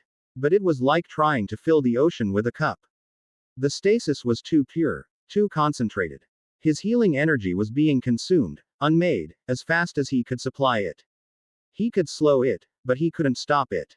He could feel her life, her bright, fiery essence, fading under his hands. Tears streamed down his face, hot and real. The serene Phoenix King was gone, replaced by a terrified man about to lose everything he loved. He saw her face, pale and contorted in pain, her beautiful, fierce eyes fluttering, losing focus. Harry, she whispered, her voice a reedy, fading sound. A single tear traced a path through the grime on her cheek. Rage. A rage so pure and so absolute it dwarfed anything Romwan could ever feel, anything Voldemort had ever felt. Erupted in his soul. It was the rage of life itself against the void. The rage of a god seeing his universe threatened. He looked up from Romilda's fading form to where Morwen stood, panting. Drained from her final attack, a triumphant, hateful sneer on her face. And in that moment, Harry Potter finally, truly, embraced what he was. He had been holding back. He had been using the Phoenix's power. But he had not become the Phoenix. He was still trying to be Harry Potter, a man with a god's power. But a man could not win this fight. He laid a gentle, desperate kiss on Romilda's forehead. "I'll be back," he whispered. He stood up. He closed his eyes. He let go. He let go of his fear. He let go of his grief. He let go of his anger. He let go of Harry Potter. He let go of the man and embraced the concept. He did not draw on the power of the Phoenix. He became its source. The world changed. It began with a sound. A single, perfect note of music that was the antithesis of the serpent's silence. It was the sound of a star being born, of the first ever sunrise, of a baby's first cry. It was a note of pure, unconditional, explosive life. Then came the light. It did not emanate from Harry. Harry was the light. His physical form dissolved into a blinding, magnificent, terrifying supernova of pure golden energy. He became a humanoid star, a being of impossible brilliance that banished every shadow. Every trace of gray, from Diagon Alley. The very concept of darkness ceased to exist in his presence. Everyone, Rookwood, not, the Aurors, the frozen civilians, cried out, shielding their eyes not from heat, but from the sheer, overwhelming, conceptual rightness of his presence. Morwen shrieked, stumbling backward. The light was not an attack. It was a statement. It was a universal truth that her entire existence was designed to deny. It was a declaration that life, not stillness, was the default state of the universe. The wave of pure, unconditional life energy washed over everything. It was not an attack. It was an act of absolute creation. It washed over the frozen people, and they did not just unfreeze. They were renewed. Old scars faded, old ailments vanished. They awoke, gasping, feeling more alive than they ever had in their lives. It washed over the decaying buildings, and they did not just reform. They were perfected. The bricks glowed, the wood grain became richer. The magic infused into their very mortar shone with a vibrant, healthy light. It washed over Morwen. She screamed as the golden life light hit her. It did not burn her. It did not harm her. It filled her. The cold, empty spaces in her soul where the serpent had made its home were flooded with an irresistible tide of pure, vibrant life. The locket around her neck, the Horcrux, the anchor for the serpent's power, could not contain this much life. It glowed a furious, angry black for a moment, and then it shattered, exploding into a million pieces of dead, useless metal. The psychic scream of the umbral serpent echoed through the void as its connection to the mortal plane was violently, irrevocably severed. It was banished, cast out not by a curse or a shield, but by the simple, absolute fact that a vacuum cannot exist in a space that has been filled with air.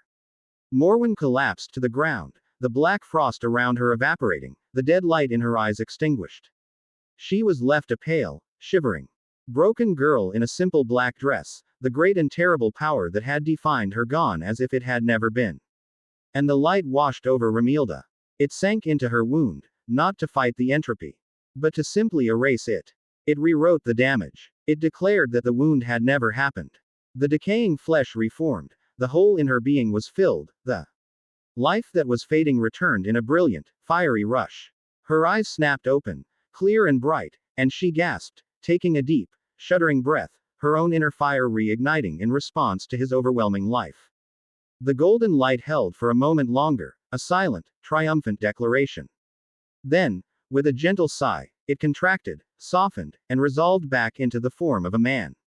Harry stood in the center of a reborn Diagon Alley, his body glowing with a soft, residual light. The terrifying, divine power had receded, but the change in him was permanent. The last traces of the boy from Privet Drive were gone forever. He was the Phoenix King. He knelt beside Romilda, his face etched with a love so profound it was a power in its own right. He helped her sit up, his hands gentle. She stared at him, her eyes wide with awe and a dawning understanding of what he had just done, what he had just become. You, she breathed, her hand coming up to touch his glowing cheek. You saved me. Always, he said, his voice thick with emotion. He pulled her into a fierce, desperate embrace, burying his face in her hair, reaffirming the one truth that mattered more to him than any cosmic battle. She was alive. Around them, the world was waking up. A stunned, disbelieving silence reigned for a moment, and then it broke. A single person began to clap. Then another. And another. Soon, the entire street, the Aurors, the shopkeepers, the civilians, even some of the grim-faced Aegis wardens, were applauding. It was not the cheer for a Quidditch hero. It was the raw, emotional, grateful applause. Say for a god who had walked among them and pushed back the end of the world. Tiberius Knott stood alone, unapplauding, his face a mask of pale, bloodless shock. He had built his entire platform on the idea that Harry was a threat to be controlled. And he had just watched that threat, single-handedly save them all from a horror Knott's order, was utterly powerless against. His political career, his entire ideology, was in ruins. Rookwood watched, his expression unreadable. He slowly, deliberately, removed his helmet, tucking it under his arm. He walked forward, stopping a respectful distance from where Harry still knelt. Holding Romilda, he did not draw a weapon. He did not issue a command. He simply looked at Harry, his eyes filled with a new, profound understanding. The mandate of the Aegis Wardens is to neutralize threats to the magical world, Rookwood said, his voice clear and formal, for all to hear. He unpinned the silver badge of his office from his chest. It is clear to me now that you are not a threat. He looked at the shattered remnants of the locket, then at the cowering, broken form of Morwen Gaunt being tended to by a hesitant healer. You are a shield against them. He dropped the badge to the cobblestones. It landed with a soft, final clatter. Our mandate concerning you is dissolved. He turned to his stunned team. Stand down. We're going home. It was over. The battle, the political war. All of it. Harry had not conquered his enemies. He had simply made them irrelevant. Later, as a true dawn broke over a healed and grateful London, Harry and Romilda stood on the astronomy tower at Hogwarts, which had become their de facto home, their allies ensuring its protection. The world below was scarred but healing. She leaned against him, her head on his shoulder, his arm wrapped securely around her. They were bound together now, not just by love and power, but by a shared, terrible purpose. The serpent, she said quietly. Is it gone? Banished, he replied, his gaze on the horizon. But not destroyed. As long as there is silence and cold, it will have a shadow to hide in. It will return, one day. And we'll be here to fight it, she said. It wasn't a question. It was a vow. The flame witch, sworn to the Phoenix King. He looked down at her, a gentle smile touching his lips. He was a king without a crown, a ruler without a country. His kingdom was not of land, but of loyalty. His law was not of decrees, but of presence. He was the guardian, the protector, the living embodiment of life's defiant, brilliant flame against the encroaching darkness. And she, his fierce, passionate, incredible witch, was the heart of that flame. Yes, he said, his voice full of a quiet, unshakable certainty. We will. They stood together, watching the sun rise, two demigods in a world of mortals, their battle won, their long watch only just beginning.